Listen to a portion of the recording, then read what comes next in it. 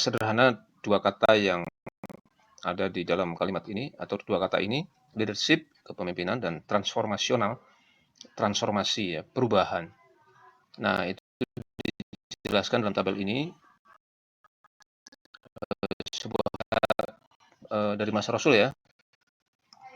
Meskipun ya pada pertemuan pertama saya sampaikan bahwa saya sangat curiga bahwa para master-master manajemen kekinian itu ternyata meniru atau mengambil dari apa yang Rasulullah lakukan. Nah, terlepas dari itu, perkembangan dunia kepemimpinan itu memang dirasakan setidaknya tahun 1900-an. Ada 5 model ya, dari sebelah kiri sampai nanti bertemu dengan model transformational leadership. Nah, model ini disebut sebagai model yang paling kuat, model yang paling bagus dalam menghadapi perubahan dunia yang sebegitu cepat. Dulu kalau kita pakai strategic management, perencanaan strategis, kita bisa sampai 20 tahun ya. Bagaimana mengantisipasi 20 tahun yang akan datang itu kurang lebih perjalanannya atau perubahan terlalu signifikan. Tapi sekarang bicara 20 tahun udah ketinggalan zaman. Kita bicara besok ini akhirnya menguatkan model yang disebut dengan transformational leadership. Biasanya kalau dalam bahasan-bahasan itu suka dikontradiksikan dengan transactional leadership. Kepemimpinan berbasis transaksi. Ya, ditutup dulu. Ya, apalagi ya ini materinya. Ya, jadi sampai mana tadi itu? Sampai sini ya. Nah, tapi dari tahun 1974 menyimpulkan bahwa ada banyak definisi kepemimpinan, tapi semua punya unsur yang sama. Pasti bicara tentang organisasi, pasti bicara tentang pemimpin, pasti bicara tentang yang dipimpin, dan pasti bicara tentang target yang akan dibawa. Kemudian kita juga akan ketemu dengan istilah ada pemimpin, ada manajer, ada kepemimpinan, ada manajemen. Pemimpin itu identik dengan visi, misi, ya, membawa perubahan yang mendasar itu berarti membawa perubahan kepada visi dan misi. Tapi ada yang disebut dengan manajer. Manajer itu berarti memastikan jalannya organisasi itu sesuai yang diharapkan. Nah, makanya di situ ada perencanaan, ada pengelolaan, ada pengendalian, ada pengorganisasian dan sebagainya. Nah, seorang pemimpin itu harus bisa menjadi seorang manajer juga sebenarnya. Meskipun kadang dipisah juga. Tapi seorang manajer itu harus mampu memimpin anak buahnya untuk menjawab pertanyaan efisiensi dan efektivitas. Makanya sering dibedakan antara pemimpin dan manajer. Meskipun sebenarnya lebih melihat satu garis. Nah, kemudian kita akan temu bahwa ternyata yang dimaksud dengan transformasional itu lebih dijelaskan dengan istilah yang lain, yaitu di dalam pengertian breakthrough leadership. Jadi ada banyak nama di dalam transformation leadership itu, ada breakthrough leadership, ada metanoia leadership. Saya tertarik dengan istilah metanoia karena inti dari transformation leadership, inti dari breakthrough leadership, inti dari metanoia leadership itu adalah perubahan yang mendasar dan besar. Nah, ini sudah bahas panjang lebar. Ternyata perubahan yang mendasar dan besar itu karena ada world view, way of life, world view, dan seterusnya ya, pengertian yang sama. Dari semua itu ada banyak buku-buku tentang kepemimpinan transformasional. Itu syarat yang harus dipenuhi itu ternyata ada 7, Mas Dias. World view kita sudah bicarakan panjang lebar lebih tinggi sama dengan volume. Kemudian yang kedua nilai-nilai pribadi. Yang ketiga motivasi. Yang keempat pengetahuan mengenai industri dan organisasi.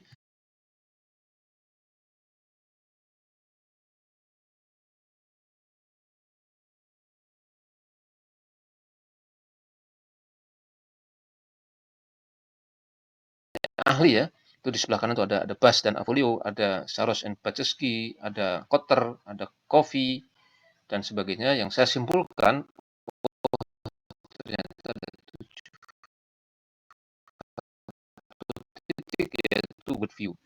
Jadi mengapa kemudian perubahan yang mendasar besar itu harus kita garis bawahi?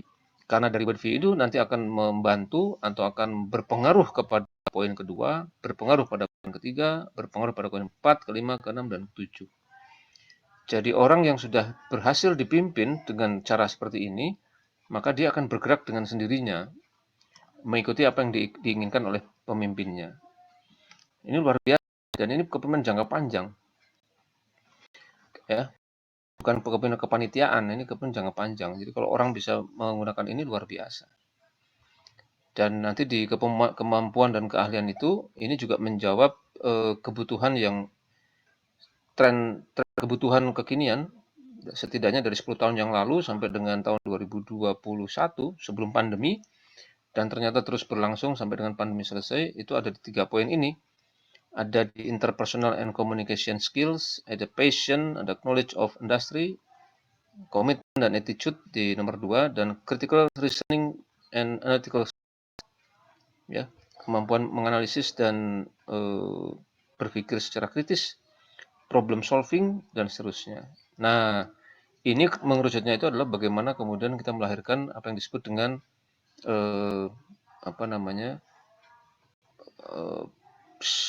systemic problem, ya, problem yang sistemik. Jadi systemic problem solving terhadap problem yang sistemik yang hari ini terjadi di tengah kita. Pandemi menunjukkan itu. Kepemimpinan ini luar biasa, tidak hanya menjelaskan tentang persoalan keorganisasian, tapi bagaimana organisasi itu bisa terus bergerak dalam lingkungan yang terus berubah. Nah, itu Mas Dias. Ya, sementara sampai situ dulu ya. Nah, nanti kita Ya, pelajari ya. satu-satu. Oke. Nah, ini ternyata tadi kita menyaksikan ada 3 hal ya. Mulai dari kemampuan interpersonal, kemudian Ya. passion, sampai yang ketiga tadi di situ ada apa ya, satu yang tadi saya garis bawahi ya terkait bagaimana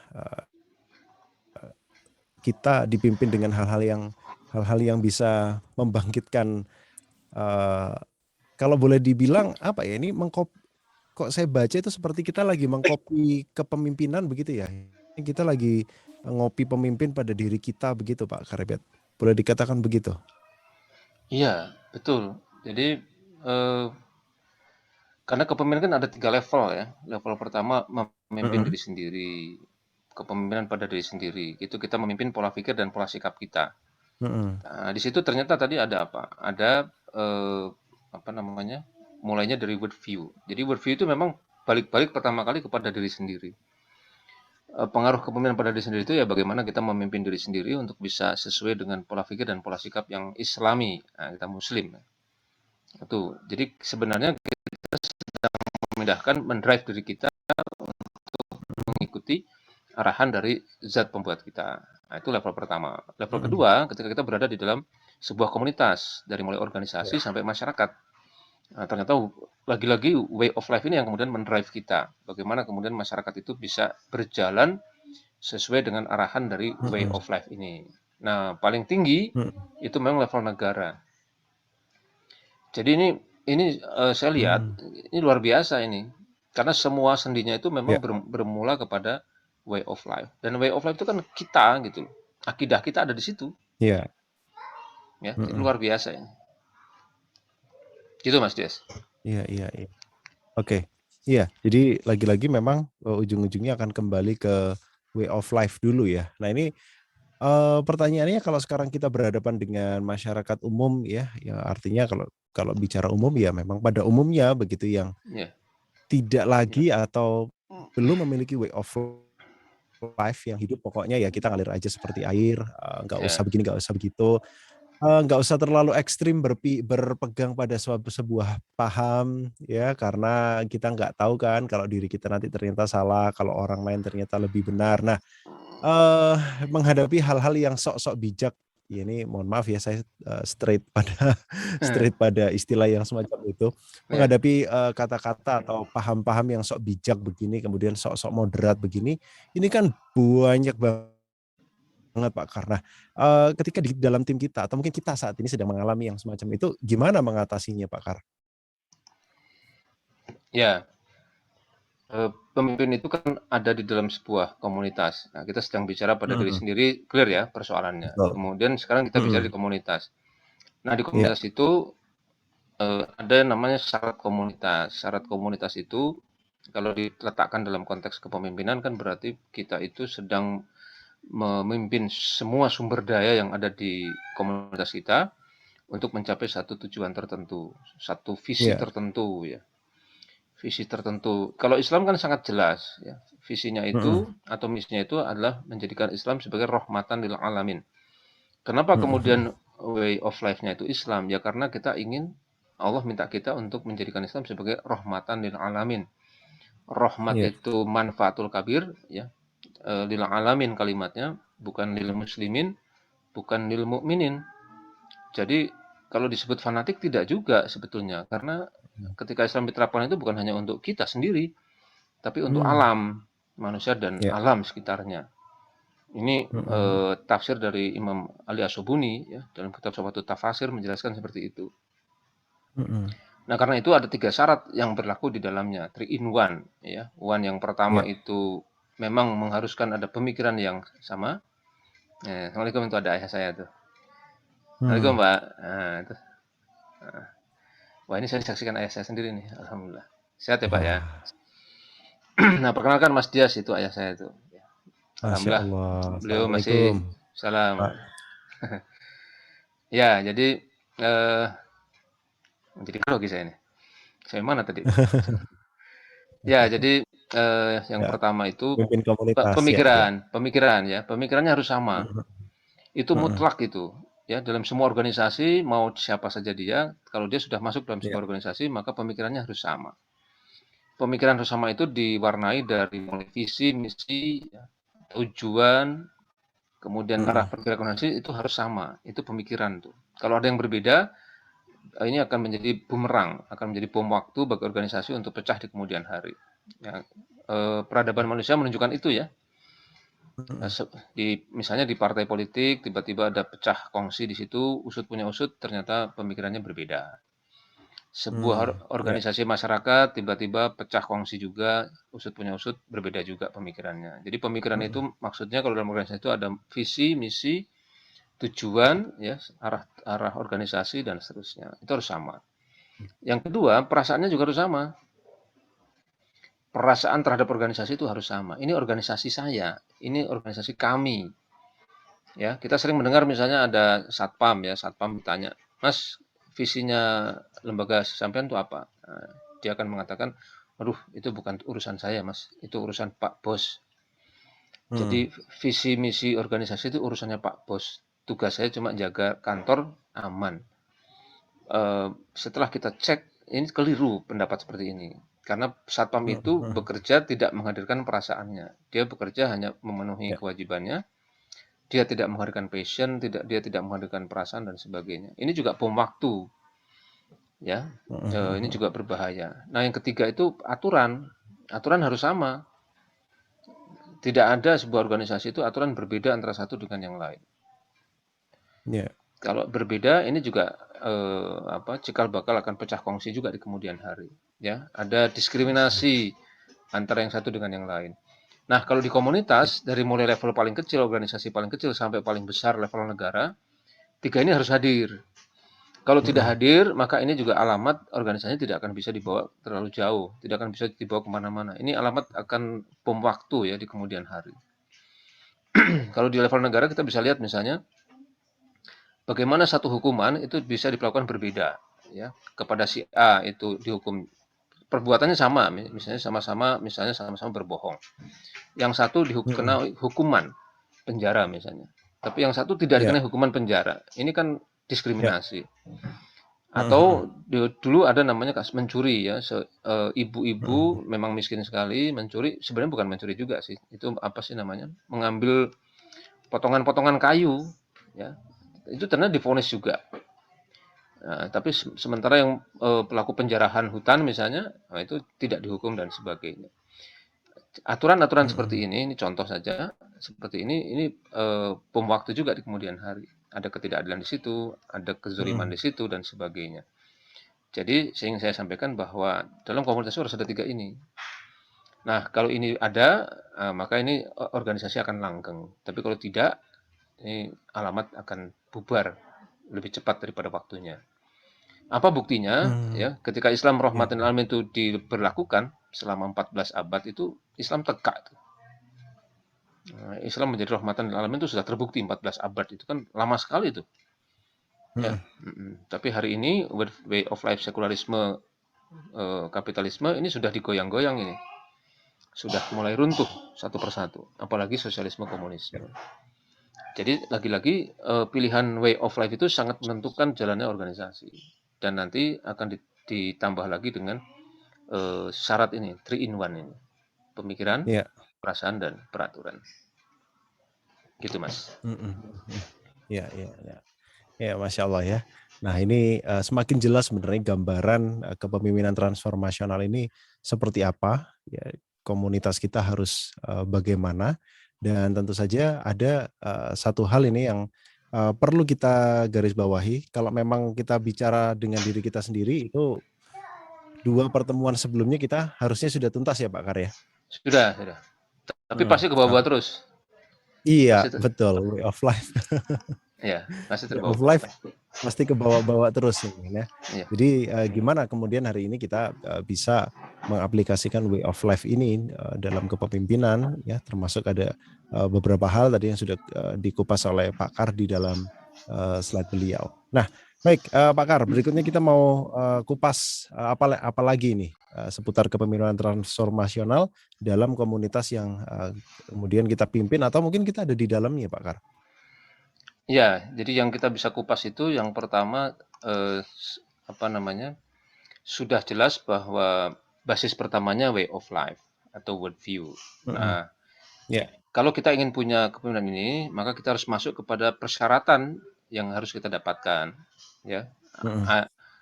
Syarat dan ketentuan berlaku. Nah, itu bahasanya begitu. Ya. Jadi, Oke. ketika way of life-nya itu sudah benar, maka kita harus masuk kepada poin syarat yang kedua sampai dengan ketujuh. Itu ada nilai-nilai Mm-mm. pribadi. Nilai-nilai pribadi itu kalau kita terjemahkan dalam bahasa kita ya ini pola pikir dan pola sikap kita. Mm-mm. Berarti cara berpikir kita itu juga harus dikendalikan oleh way of life kita. Kemudian pola sikap kita itu juga harus dikendalikan dengan way of life kita. Jadi dengan ini sebenarnya kita mudah juga melihat seseorang itu pakai way of life apa sih? Mungkin dia Mm-mm. Muslim gitu, tapi ketika dia membebaskan semuanya, dia Mm-mm. membebaskan kelakuannya, dia membebaskan sikap beragamanya, dia menyatakan semuanya serba sama, kemudian dia juga bebas bergaul dan sebagainya. Ini berarti Muslim yang bermasalah. Kenapa bermasalah? Karena dia menggunakan way of life yang bermasalah. Way of life selain Islam itu bermasalah. Way of life sekularisme itu sekuler. Sekuler itu berarti memisahkan agama dari kehidupan. Berarti orang yang seperti ini bisa saja hinggap juga kepada seorang Muslim. Dan ini menurut ulama ini jelas dosa juga, haram ini, sesuatu yang keharaman. Mm-mm. Sekuler itu Ya, begitu, ya. Karena ini bertentangan ya, dengan ya. ayat Al-Qur'an juga. Surat Al-Baqarah 208. Ya, Bismillahirrahmanirrahim. Ya ayyuhalladzina amanu udkhulu fis silmi kafah wa la tattabi'u khutuwatis syaiton innahu lakum aduwwum mubin. Jadi ini juga bukan hanya buat saya tapi buat kita semua ternyata Mm-mm. ternyata tafsir dari ayat ini ditujukan kepada orang-orang yang mengaku beriman itu untuk masuk Islam secara menyeluruh, secara kafah. Nah, ketika Ya. kita tidak kafah, kita memilih-milih sebagian yang enak, ya, model prasmanan dan sebagainya, ternyata ini Mm-mm. berdosa. Kenapa? Apa Mm. apa korinahnya? Nah, karena itu termasuk perbuatan mengikuti langkah setan. Mm. Nah, itu jadi penting buat kita untuk memahamkan bahwa nilai pribadi itu memang harus sesuai dengan way of life yang benar, yaitu Islam. Ya. Mm-mm. Dan sepanjang kita melaksanakan Islam dalam pola pikir dan pola sikap kita, yang terjadi bukan menyusahkan orang, tapi justru membuat orang bahagia. Karena tidak ada satupun perintah dalam Islam itu yang mencederai orang. yang Iya. membuat orang susah, yang membuat orang terzolimi dan sebagainya, justru malah membahagiakan, membawa rahmat di dunia dan di akhirat. Nah, nanti kita bisa lebih lanjut lagi tuh, apa saja pola pikir Islami itu, apa saja pola sikap Islami itu, dan seterusnya. Nah, Iya. setelah selesai, Mhm. motivasi. Jadi seorang eh, pemimpin itu juga harus punya motivasi. Tapi lagi-lagi motivasi yang didasarkan pada worldview. Mas, Mmm, ya, Mas Dias dan teman-teman iya iya sekalian, iya. saya bergerak di dunia motivasi sejak tahun Heeh. 1998. 98 itu kan Mmm, berarti iya berapa iya. tahun tuh? Hampir 20 tahun ya, Mhm. 20 Iya, tahun lebih. Nah, saya 20 dulu, tahu 22 tahunan. nah 20 tahun. 3 lah, 23. Ya, udah pasnya berapa deh. Nah, eh, saya pernah Ya, menjadi motivator yang umum ya, memberikan motivasi yang umum, heeh. tidak ada basis agamanya. Mungkin ada 2 tahun saya masuk fase itu. Dan hasilnya apa? Hasilnya Mhm. ternyata tidak tahan lama. Karena yang dijual itu Mmm, sesuatu yang umum saja. Umum itu ya iya. kita harus jadi pribadi yang baik, kita harus menjadi pribadi yang disiplin. Tapi disiplin, baik dan sebagainya itu tidak ada basis agamanya. Padahal kalau dikaitkan, Islam memang menyuruh kita untuk disiplin. Islam memang menyuruh kita untuk Heeh jadi heeh. baik dan sebagainya. Karena tidak Iya. ada sandaran worldview-nya, akhirnya daya tahannya cuma sebentar. Ya, Mhm. kalau kita ngisi pelatihan hari ini, mungkin seminggu hilang sudah, selesai. Betul. Dia Ya. tidak tidak tahan lama. Jadi motivasi pun Air juga matanya cuman buaya. belum lagi nanti ada pak ayah, nenek ayah, kakek ayah dan Oh sebagainya. iya. Itu motivasi. Jadi motivasi juga Ya, harus berbasis kepada worldview, way of life. ya, Mhm way mhm. of life. Kemudian yang keempat itu pengetahuan mengenai industri dan organisasi. Jadi kita ini harus Mhm punya pengetahuan mengenai industri dan organisasi. Industri apa mhm. saja yang kita masuki, ya. Karena ini aslinya memang di dunia bisnis ada basis industri di dalamnya, maka kita harus punya Ya. pemahaman tentang industri. Tapi industri dalam sistem kapitalisme sekularisme hari ini itu tidak mengenal halal haram. Mhm mhm. Nah, di situ nanti kita akan bertemu dengan proses ada riswah di situ, suap di situ, ada kickback di situ, ada apa? Ada perbuatan curang di situ, ada manipulasi dan sebagainya. Iya. Kalau Mhm. kalau kemudian tidak didasarkan pada worldview yang Islami, ya kita akan membenarkan semua itu. Padahal Ya. yang dimaksud pengetahuan berbasis worldview itu kita bisa membedakan mana yang benar, mana yang salah. Itu tentang pengetahuan. Belum lagi nanti misalnya masuk ke dalam produknya, apakah produk ini halal atau haram. Kita tidak main tabrak saja, Mhm. haram itu tabrak. Iya. Nah, itu tidak. Poin kelima itu relasi yang kuat dalam industri dan organisasi. Relasi macam apa yang mau kita bangun? Relasi berbasis worldview. Seorang muslim kalau dia membangun relasi, maka dia tidak akan membuat orang lain takut kepada dia. Dia tidak akan membuat orang lain Mhm. itu terzolimi. Karena tadi Islam itu basisnya adalah rahmatan lil alamin. Dia akan menyenangkan pihak lain. Ya, Iya. saya punya klien dulu Mhm Nasrani ya, Nasrani. mhm Kemudian di jam sholat kita minta izin untuk sholat. Maaf Pak, kami harus mhm. sholat. Gitu. Dan itu di perumahan yang elit ya, di tengah, di dalam tidak ada masjid dan sebagainya. Mau tidak mau kita harus sholat di situ. Ketika Mhm kita mau mhm sholat, mhm. dia tertegun gitu. Ternyata dia sampaikan baru kali ini ada ada partner dia yang minta izin seperti ini. Ketika kita Mhm. mau sholat, itu dipersilakan di kamarnya. Nah, di kamarnya itu ada lambang, lambang Iya Nasrani di iya. situ. Terus Mhm. kita bilang, kami tidak bisa sholat dalam kondisi begitu. Mohon izin, kita akan singkirkan itu. Lugas kita sampaikan. Mhm. Ya, ternyata dia membolehkan dan dia seneng Mhm. gitu. Nah, jadi kalau sekarang ada pernyataan bahwa kalau kita itu dalam tanda petik fanatik, ya, minta sholat itu jadi fanatik dan sebagainya, tidak juga. Justru ini kasusnya pengusaha besar Nasrani itu ternyata malah seneng melihat kita itu. Apa dia bilang setelah kita selesai? Mhm. Saya kok merasa nyaman berbisnis dengan Anda. Mhm mhm. Padahal Anda ini Muslim, beda dengan agama dia. Tapi ketika Anda menunjukkan bahwa Anda itu patuh kepada syariat Anda sholat dan sebagainya, itu ternyata membuat nyaman dia. Nah, jadi teman-teman juga jangan Mmm. khawatir menunjukkan way of life itu, ya. Ketika dia itu Iya. dia lurus orangnya, dia bisa menerima kok, tidak ada masalah. Bahkan senang, bahkan ingin melipat gandakan bisnisnya dengan kita. Coba bayangkan tuh Mas Dias. Itu relasi. Kemudian yang keenam itu kemampuan dan keahlian. Eh, Kemampuan keahlian yang sekarang itu mendominasi dan membutuhkan gerak cepat kita itu adalah tadi saya istilahkan dengan systemic problem solving atau bahasa lainnya itu complex problem solving. Ya, pandemi itu membuka mata kita bahwa problemnya itu kompleks yang kita hadapi. Dan pemimpin itu dituntut untuk punya kemampuan ini. Nah, maka kita harus bisa memiliki kemampuan seperti ini. Nah, di dalam buku itu kita jelentrengkan ya, bagaimana mereka, anak-anak kita itu dididik dari awal, diperkenalkan sampai pada akhirnya nanti bisa melakukan problem solving. Intinya, problem solving itu yang pertama harus punya basis worldview. Worldview, kembali kepada akidah kita. Ternyata Al-Quran sudah menjelaskan, ya, Bismillahirrahmanirrahim, wa may yattaqillaha yaj'alahu makhraja. Ya, dan barang siapa yang bertakwa kepada Allah, kata Al-Quran, maka yaj'alahu makhraja, maka akan diberikan baginya jalan keluar. Jalan keluar kan problem solving, Mas. Iya. Nah, jadi orang yang berpegang pada worldview Islam lalu melaksanakan apa yang diminta di dalam Islam itu, yang diminta kan cuma dua, beriman dan beramal soleh.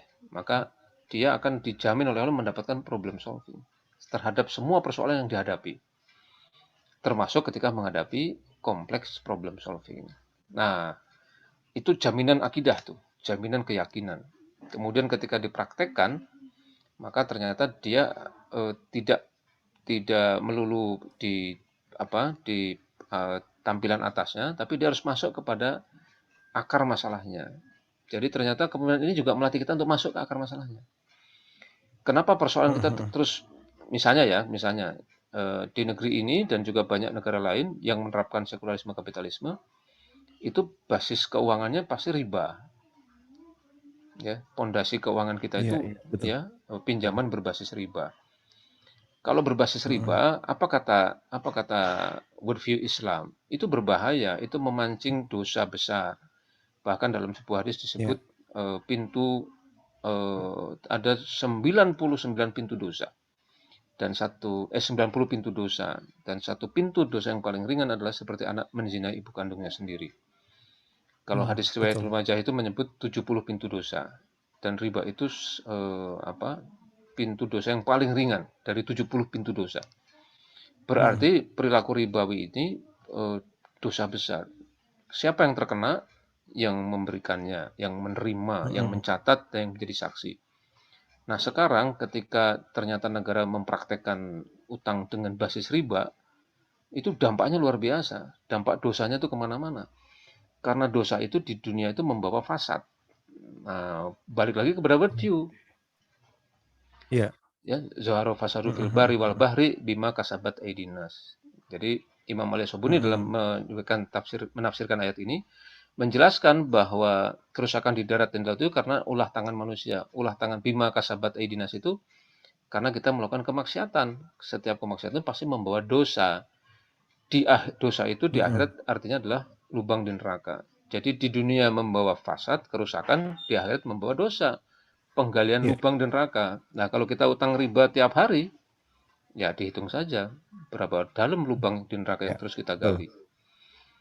Nah, itu kan kompleks problem solving. Jadi kita harus tahu akar masalahnya itu apa. Oh, berarti akar masalahnya itu kemaksiatan. Kemaksiatan apa? Ini. Jadi kalau mau hilang bagaimana? Hindarkan kemaksiatan itu.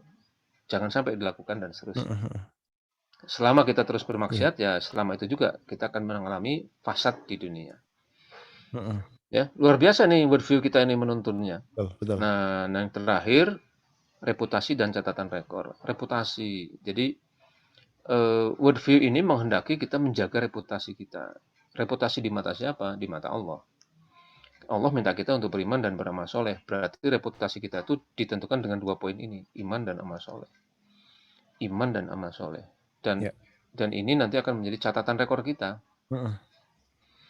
Bahwa kemudian kita misalnya perilaku kita itu sesuai dengan way of life, tapi tidak sesuai dengan tren hari ini, Mhm. Tren hari ini misalnya korupsi. Ya. Kok saya bisa sebut tren? Ya karena korupsi naik terus nih, Ya, naik terus. indeksnya Dan naik terus. heeh, Tapi dan kita sudah aneh kalau disebut oknum. tapi kita mengatakan tidak, tidak. Heeh heeh. Atau mungkin ada yang mengatakan ya, misalnya nggak apa-apa korupsi, tapi nanti 2,5%-nya dikeluarkan yang Ya. untuk zakat. Kan zakat mencucikan harta. Iya betul sih, tapi Ya nggak ya. gitu juga gitu ya, karena harta haram tidak diterima. Gitu. Heeh heeh heeh. Nah, itu kan reputasi dan catatan rekor. Iya, Di mata siapa? Di mata Allah. betul. Nah, jadi ketika transformasi leadership itu dibasiskan kepada way of life Islam, hasilnya keberkahan. Ya. Kalau bisnis itu dia akan tumbuh, Mhm. eh, profitnya dapat, kemudian tumbuh dan sinambung. Mhm. Kalau bisnisnya dan ditambah satu lagi berkah. Ya. Tapi kalau way of life-nya tidak Islami, diambil dari Mhm. sekularisme kapitalisme atau bahkan sosialisme komunisme, nah itu bukan berkah, Mhm. tapi bencana. Seperti Bencana. yang kita Betul. dapatkan sekarang. Mhm. Iya, Gitu, betul. Mas. Dan Ya, itu di kalau nggak salah pertemuan pertama atau pertemuan kedua ya, itu kita bahas gitu. Kenapa sih kok pakai berkah? Kenapa sih kok kita pakai Islam segala macam gitu ya? Padahal ya, kita cuma ngurusin bisnis katakanlah, kita ya, ngurusin industri, kita ya, ngurusin penghasilan, ngapain sih pakai-pakai Islam segala macam, pakai ya, ngomong riba haram lah, suap haram ya, dan lain sebagainya. Jadi beberapa hal yang saya catat. Nah, saya mau tanya nih, untuk menguatkan kita aja nih, artinya ya. untuk sebagai pengalaman yang mungkin bisa Pak Kar bagi. Pernah nggak Pak Kar ketemu sama perusahaan atau klien atau industri yang mereka adalah sebuah perusahaan yang bermasalah atau instansi atau organisasi yang bermasalah karena masalah world view-nya salah ini? Oh banyak, Artinya ketika mereka mendapatkan masalah besar itu ternyata dampaknya dari way of life atau world view ini, banyak iya ya? banyak, banyak. Saya tahun Mmm. berapa ya? Beberapa tahun lalu tuh membuat dengan teman-teman ya, membuat pengusaha rindu syariah. Kemudian beberapa yang tahun lalu akhirnya kita Mhm. bersama teman-teman juga mendirikan aliansi pengusaha muslim.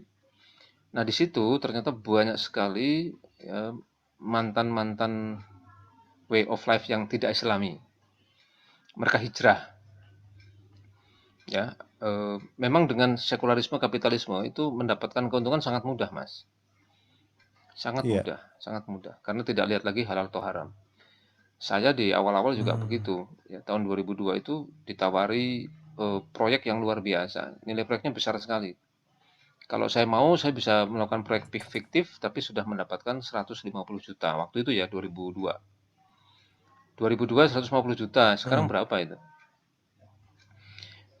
Syaratnya cuma satu aja. Lah, ya lakukanlah yang fiktif gitu.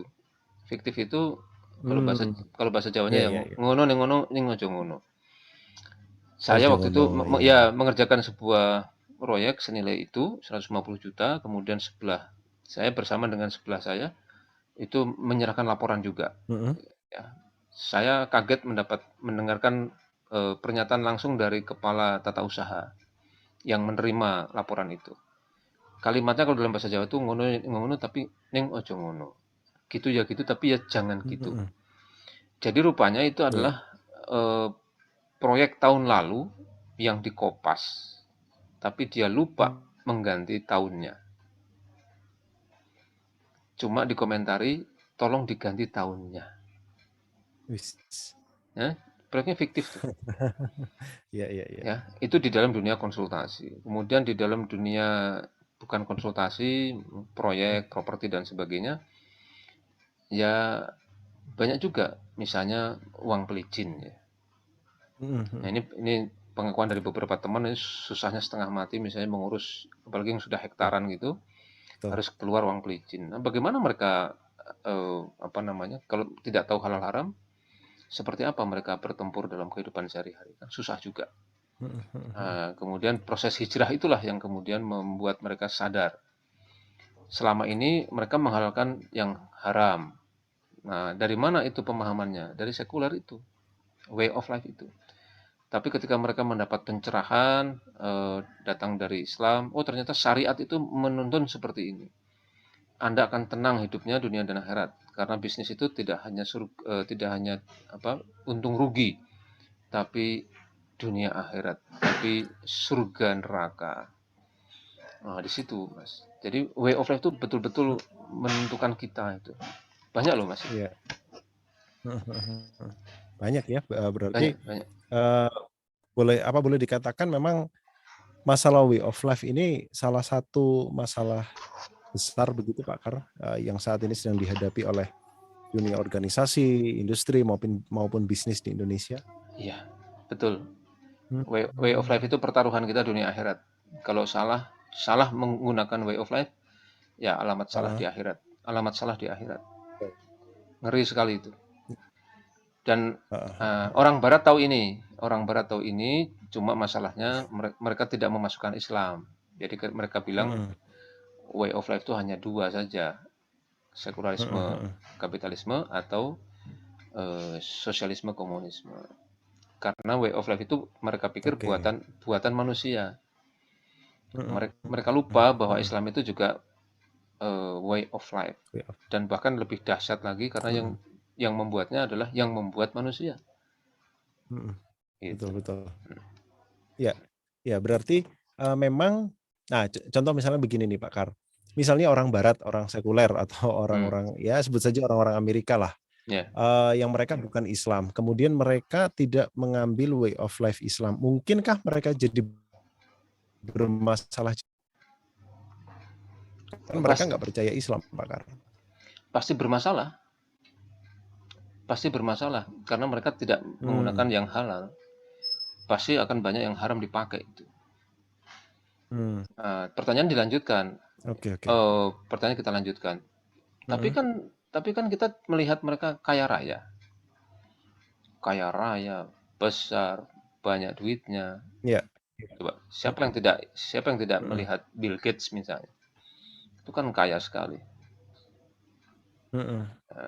Terus Pak Lam tidak. Siapa lagi sebut? Pengusaha-pengusaha kelas kakap dunia. Ya. Kalau kita lacak itu kekayaannya dari mana? Dalam Islam ketika mendapatkan kekayaan, kita mengenal istilah asbabun tamaluk, sebab-sebab kepemilikan misalnya. Sebab-sebab kepemilikan yang dibolehkan dalam Islam. Nah, tapi orang kaya hari ini misalnya dia bermain saham. Nah, pertanyaannya, boleh nggak bermain saham? Nah, itu poin pertama. Kemudian yang kedua, bisnis yang fiktif misalnya. Boleh nggak berbisnis yang fiktif? Yang ketiga, berbisnis yang diharamkan. Produk-produk yang haram ya, ada ganja. Boleh nggak jual beli ganja? Jual belinya sih sah. Misalnya mereka berdalih begitu. Tapi ganja boleh nggak dijual belikan? Minuman keras boleh nggak dijual belikan? Iya, nggak boleh. Nah, konten porno boleh nggak dibelikan? Angka yang luar biasa itu, konten porno di dunia ini ternyata besar sekali pemasukannya untuk industri pornografi. Nah, itu boleh nggak? Jadi sekularisme itu membuat mereka bisa kaya, tetapi sumbernya tidak halal. Nah, pertanyaannya mari kita lanjutkan. Kalau begitu berkah nggak? Pasti tidak. Nah, itu sudah dijawab di dalam hadis yang tempoh hari saya sampaikan itu. Itu namanya istidraj, ya, pembiaran agar yang bersangkutan semakin larut dalam dosa. Jika seorang hamba diberikan dunia sementara dia sedang larut dalam kemaksiatan, maka itu tidak lain dan tidak bukan adalah istidraj, ya. Pembiaran yang bersangkutan agar semakin larut dalam dosa. Hamba itu siapa? Hamba itu siapa? Nah, itu tidak melulu muslim, ya. Hamba itu baik muslim maupun bukan muslim, itu hamba Allah. Jadi luar biasa way of life Islam itu. Iya.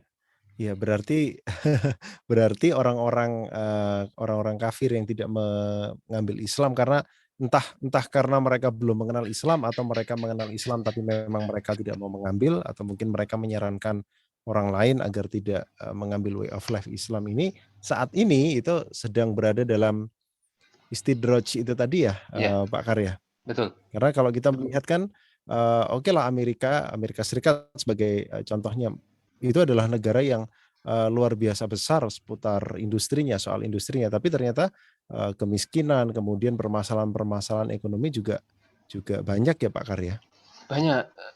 banyak dan Mhm. itu sudah ditegaskan sama ideolognya sendiri, sama salah satu pembuat Mmm. kapitalisme. Di Mhm.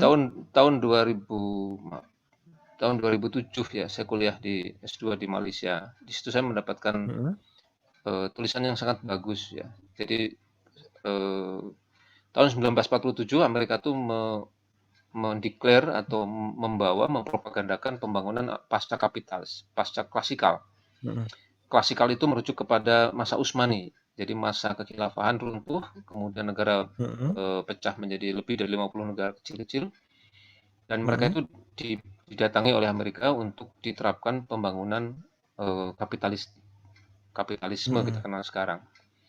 Karena waktu Iya. itu ada tanda-tanda Uni Soviet itu ingin masuk juga dengan membawa sosialisme komunismenya. Nah, kata Rostow, kalau Anda menerima konsep pembangunan sekularisme kapitalisme ini, maka Mhm. syaratnya cuma satu, ya, hilangkan itu pengaruh agama. Nah, disitulah muncul sekularisme. Karena agama itu disebut sebagai the mental block. Ya. Mhm. Jadi ini Oh. bahaya. Mhm. Kemudian yang kedua, dia memberikan jaminan bahwa negara yang menganut ini akan maju secara fisik. Tapi Oke. Anda harus ingat bahwa nanti akan mengalami yang disebut dengan residu pembangunan, itu kata dia. Residu pembangunan itu Mhm. akan muncul kriminal, akan muncul gelandangan, Mhm. akan muncul pengemis, akan muncul PSK, akan muncul homo, akan muncul lesbian, akan muncul perilaku seks menyimpang, dan sampai akhirnya depresi, lalu gila. Itu Rostow sudah mengatakan begitu. Mmm. Jadi dari mana kita bisa lihat Iya, iya. berkahnya? Amerika Iya, iya. berkahnya dari mana ketika dia menerapkan Mhm. itu? Enggak berkah. Kalau kita masuk ke Mhm. dalamnya luar biasa. Iya. Nah, jadi satu-satunya yang membawa keberkahan ya hanya Islam. Mhm. Karena itu tidak heran di akhir tahun 90-an itu Inggris mempelopori dunia agar kembali ke dalam sistem eh, waktu itu sistem keuangan Islam. Iya, betul, betul. Nah, itu. Jadi mereka juga sadar sebenarnya ada dua kesadaran ya.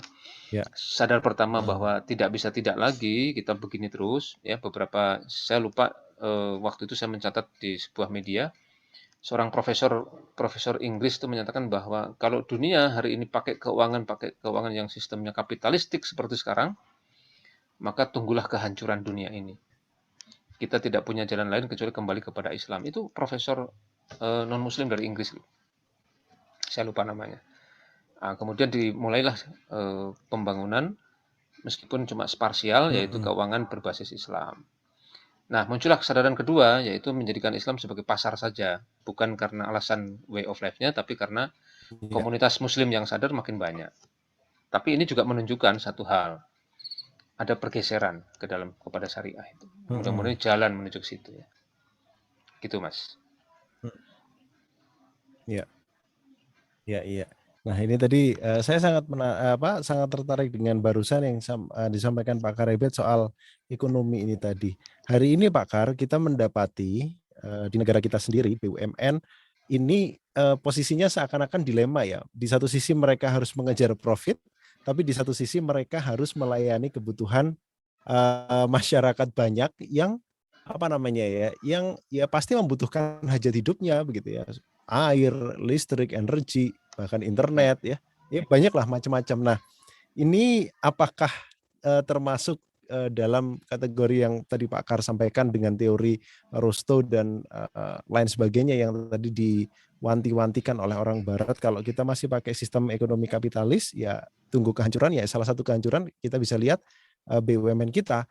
Apakah mereka harus cari profit atau mereka harus melayani masyarakat, akhirnya tarik ulur di situ. Nah ini, sedikit Pak Kar kalau boleh dikasih penjelasan.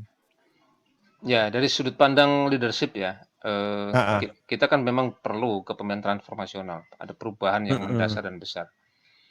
Ya. Eee, kembali pertanyaannya mau pakai way of life apa? Kalau pakai way of life Mhm. Islam, Mhm. di situ dijelaskan betul ya dalam bab Iya. sebut saja bab ya, bab politik ekonomi Islam. Ketika ekonomi Islam itu diterapkan, maka politik Mhm. ekonomi Islam itu meminta negara itu berkonsentrasi untuk memenuhi hajat hidup masyarakatnya, rakyatnya itu. Ya. Yang pertama Ya. sandang, pangan, papan. Heeh. Nah, itu harus dipenuhi oleh negara itu. Sedapat mungkin Heeh. ya gratis semurah-murahnya. Kalau ada biaya ya semurah-murahnya. Tidak boleh dibebani Ya. dengan biaya atau bahkan ngambil untung itu tidak boleh. Karena ini politik Heeh. ekonomi. Nah, yang Ya. kedua itu masuk ke wilayah hajat hidup yang kedua, yaitu yang pertama adalah pendidikan, Heeh. kemudian yang kedua kesehatan, dan yang ketiga keamanan. Pendidikan harus murah, gratis bahkan, tapi kalau harus dipungut biaya ya semurah-murahnya, dan Heeh. Heeh. seterusnya. Nah, jadi dengan politik ekonomi itu sebetulnya negara memang sifatnya melayani, ya. Kalau hadis menyebutnya kulukum ro'in wa kullu ro'in mas'ulun an ro'yati. Setiap kali ada pemimpin, setiap pemimpin dimintai pertanggungjawaban. Ternyata bagian dari pemimpin itu adalah al-imam atau penguasa. Al-imam ro'in. Imam itu adalah juga pemimpin. Penguasa itu juga pemimpin. Dia akan diminta pertanggungjawabannya terhadap apa yang dipimpinnya. Nah, salah satunya kalau merujuk kepada politik ekonomi itu adalah memang memberikan layanan kepada umat seluas-luasnya. Nah, salah satunya itu ketika bicara tentang kepemilikan, itu negara membagi tiga. Ada kepemilikan individu, ada kepemilikan umum, dan ada kepemilikan negara. Jadi rakyat itu Heeh. dipersilahkan seluas-luasnya, mendapatkan akses seluas-luasnya untuk berbisnis, untuk berupaya, untuk bekerja di level kepemilikan individu. Aman tuh, Mas. Ya, Ya. jual beli kita, Heeh. produk, Heeh. komoditas, ya, usaha, jenis usaha dan sebagainya itu ada di wilayah situ. Tapi ada yang tidak boleh dimasuki Ya. oleh rakyat, yaitu kepemilikan negara. Kepemilikan negara itu harus dikelola oleh negara. Tapi negara ini kemudian harus mengembalikannya kepada rakyat juga gitu. Jadi maksudnya rakyat tidak boleh Heeh. Heeh. menguasai karena ini wilayahnya negara. Negara itu mendapatkan kepemilikan ini nanti untuk sebesar-besarnya kemakmuran rakyat. Ya, kalau pakai bahasa istilah fikih itu ada gonimah di sini, ya, dan sebagainya. Ada zakat juga Heeh. di sini dan sebagainya. Nah, yang ketiga ini yang sekarang Ya. menjadi perbincangan itu adalah kepemilikan umum atau milkiyatul ammah Heeh. kalau pakai bahasa fikih. Kepemilikan umum ini adalah semua yang Heeh. berbasis kepada sumber daya air, sumber daya hutan, dan sumber daya tambang. Ini juga mengacu kepada hadis. Jadi Heeh. selalu ada dalil di dalam way of life Islam itu. Nah, jadi pengelolaan ini itu harusnya dikembalikan kepada rakyat. Semua rakyat itu punya akses untuk mendapatkannya. Contoh ambil misalnya apa? Freeport ya. Emas di Papua itu tidak boleh dikuasai oleh individu, juga tidak boleh dikuasai Heeh. bahkan diserahkan kepada asing. Dia harus dikelola oleh negara untuk dibagikan Heeh. kepada rakyatnya. Seorang ahli ekonomi ya beberapa waktu yang lalu menghitung Freeport itu yang ada hari ini itu kalau dibagi kepada seluruh rakyat Indonesia yang jumlahnya kalau tidak salah waktu itu 250 juta, itu masing-masing akan mendapatkan 2 miliar. Jadi kalau Mas Dias dapat 2 miliar, kira-kira Heeh. berhenti berhenti bekerja atau gimana? Ya? Ya enggak lah, Pak. Enggak lah. Ya, kalau Pak Cecep Ramlan, nah ini ada Pak Cecep di depan saya, dapat 2 miliar, kira-kira apa yang mau dilakukan? Ya, ada Bu Evin dapat 2 miliar, kira-kira gimana dan sebagainya. Tapi hal ini tuh tidak terjadi karena itu malah diberikan Nah. kepada swasta dan asing. Itu tidak boleh Nah. kalau pakai way of life itu tidak boleh itu. Nah, karena itu Heeh. Heeh. bagaimana caranya? Itu kalau kita tidak mampu, maka negara bisa mengelola dengan menggunakan sekarang disebut dengan istilah BUMN tadi itu, Badan Usaha Milik Negara.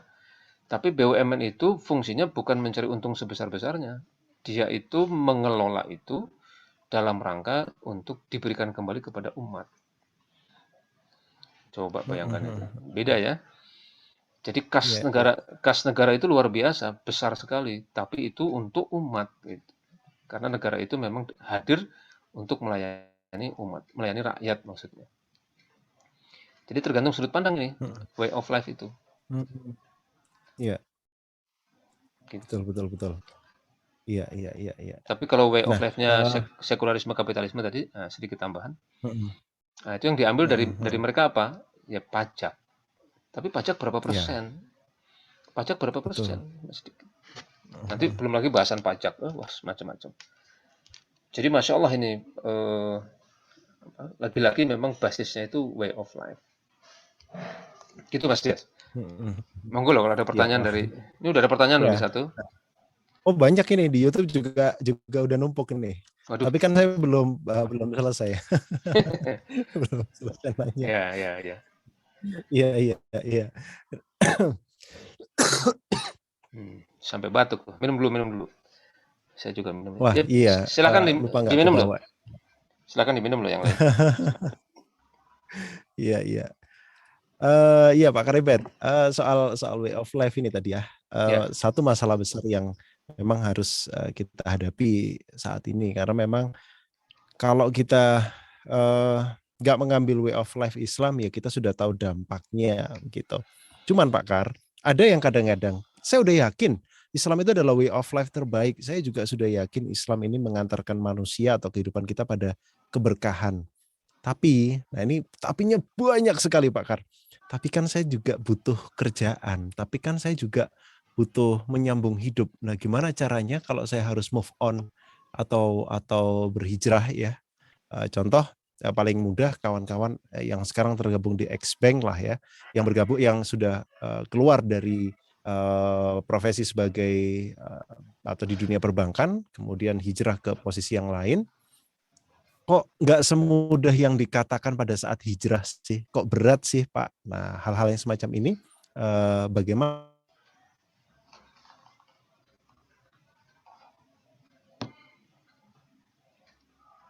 halo, halo, halo. ya, halo halo halo halo? Eh, ya, Heeh, kok berat ya? Eh, saya sering memberikan apa penjelasan yang lebih gampang itu pakai surat yang suka mhm kita dengarkan pada saat Ramadan datang. Ya.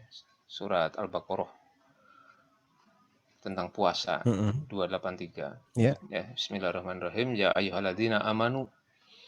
Ya, selalu dimulai dengan kata-kata ya ayyuhalladzina amanu. Kutiba alaikumusiyam kama kutiba alal ladzina min qablikum la'alakum tattaqun. Eh, Abdullah bin Mas'ud radhiyallahu an itu pernah menyampaikan begini. Itu mufasir di kalangan sahabat ya. Kalau ada ayat di dalam Al-Qur'an itu dimulai dengan kata ya ayyuhalladzina amanu, itu peringatan yang sangat kuat dari Allah Subhanahu wa taala agar kita melihat apa namanya? Apa perintah di belakangnya. Itu pasti ada perintah penting.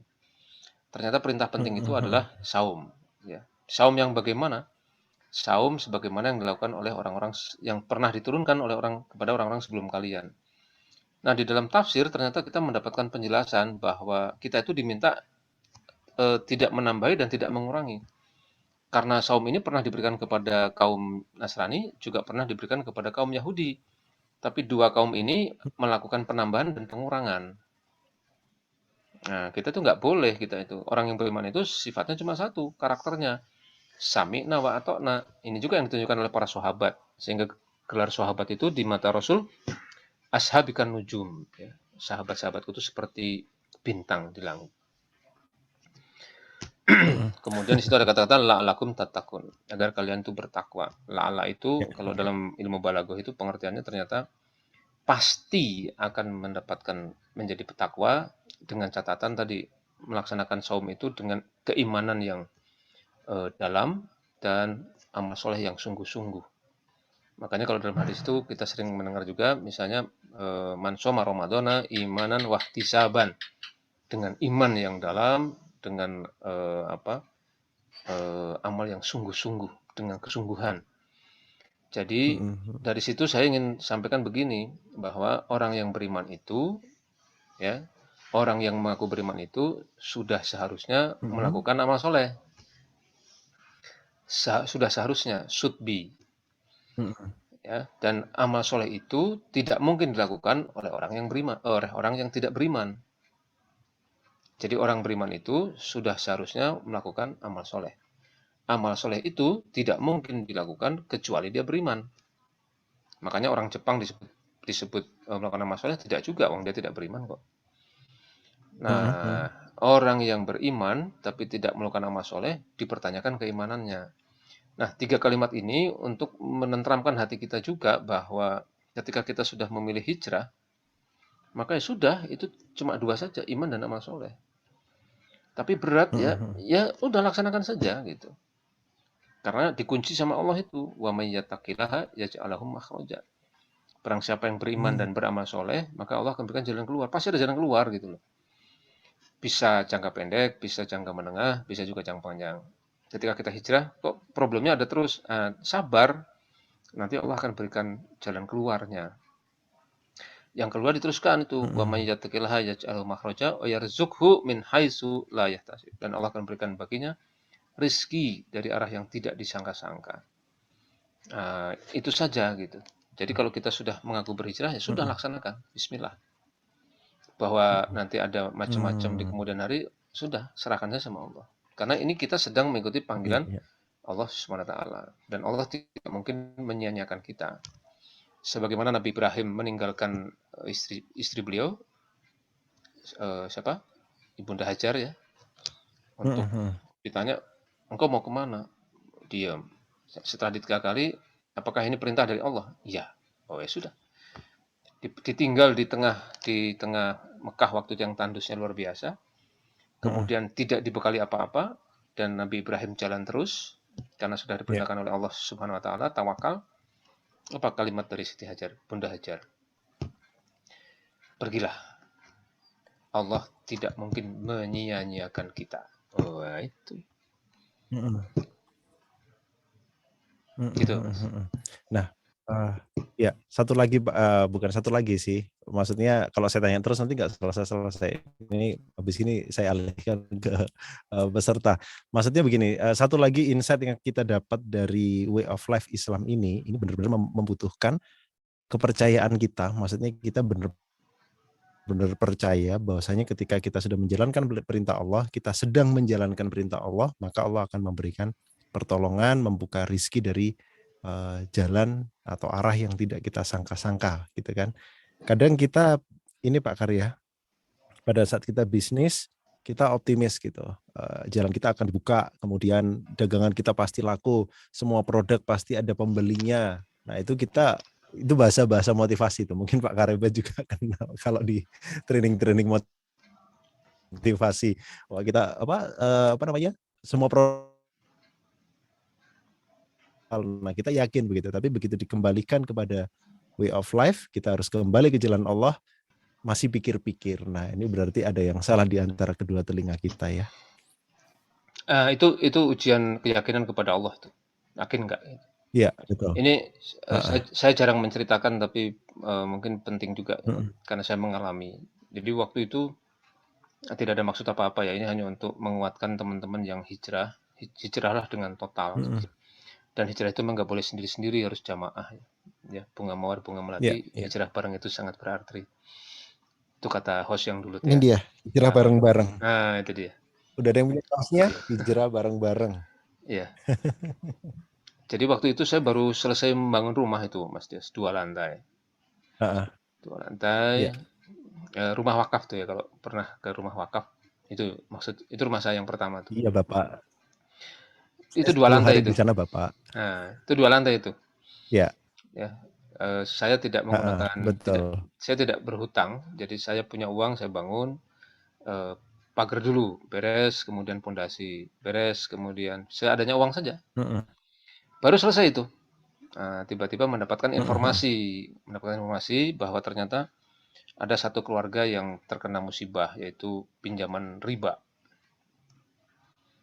Ya, dahsyat sekali itu, besarannya sampai di atas 100 juta. Saya tidak punya uang waktu itu karena sudah habis untuk bangun rumah. Mhm, Lalu apa yang harus saya pikirkan di situ? Karena ini saudara sendiri ya, kemudian situasinya juga sulit, serba sulit, tidak ada yang bisa bantu. Akhirnya saya bilang mhm, sama istri, "Mi, gimana? Ini ada kasus begini." Udah, istri saya bilang, "Bantu aja." Ringan dia menjawab. Karena mhm. ini bicara tentang ketaatan kepada Allah. Udah ringan aja. Iya. Terus nanti gimana? Berarti kan kita nggak punya rumah kalau kalau ini kita jual? Enggak ada masalah. Toh nanti dapat lagi. Insya Allah dapat lagi. Nah, itu jawabannya ringan tuh. Meskipun saya juga tidak bisa membayangkan mau beli rumah di mana lagi. Wong ini juga membangun bertahap gitu kan. Kita kan suka dengan proses bertahap. Ya. Kemudian anak saya masih kecil, yang pertama 8 tahun. Saya ajak ngomong, gimana teh, gini. Ternyata dijawab, jual aja Bi. Jual aja Bi. Oh ya? Terus nanti tinggalnya nggak di sini nggak apa-apa? Nggak apa-apa, nggak ada masalah. Anak sekecil itu sudah bilang begitu. Oke. Nah yang paling saya susah, anak yang paling kecil. Gimana kalau rumahnya dijual? Ini ada saudara perlu dibantu. Jual aja. Kamu paham nggak? Enggak. Ini nggak paham ya. Main jawab aja dia. Akhirnya saya minta istri saya untuk menjelaskan. Nah, udah selesai, kita semua setuju, akhirnya kita lepas rumah itu. Kita lepas. Tidak lama kemudian ada pembeli yang membeli dengan harga di bawah yang saya minta, tapi saya hitung masih bisa untuk menutup utang tadi itu. Dan sebagiannya bisa saya pakai untuk mengontrak. Nah, teman-teman sekalian, pernahkah membayangkan bahwa pertolongan Allah itu sangat dekat? Nah, itu kita harus husnuzon kepada Allah tuh. Tidak lama setelah itu, saya mendapatkan uang,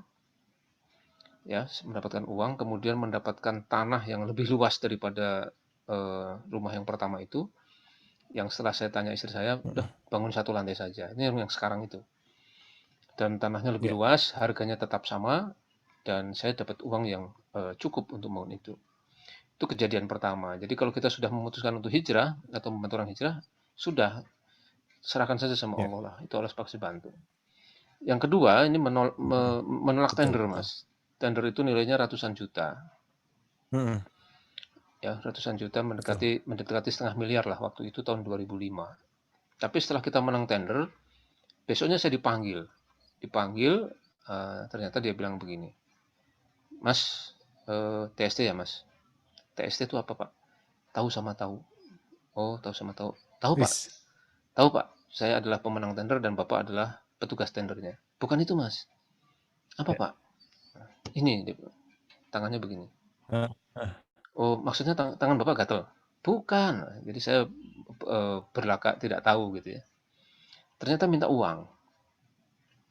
Nah, itu yang kemudian dikenal di kalangan kita itu dengan kickback, tendangan balik.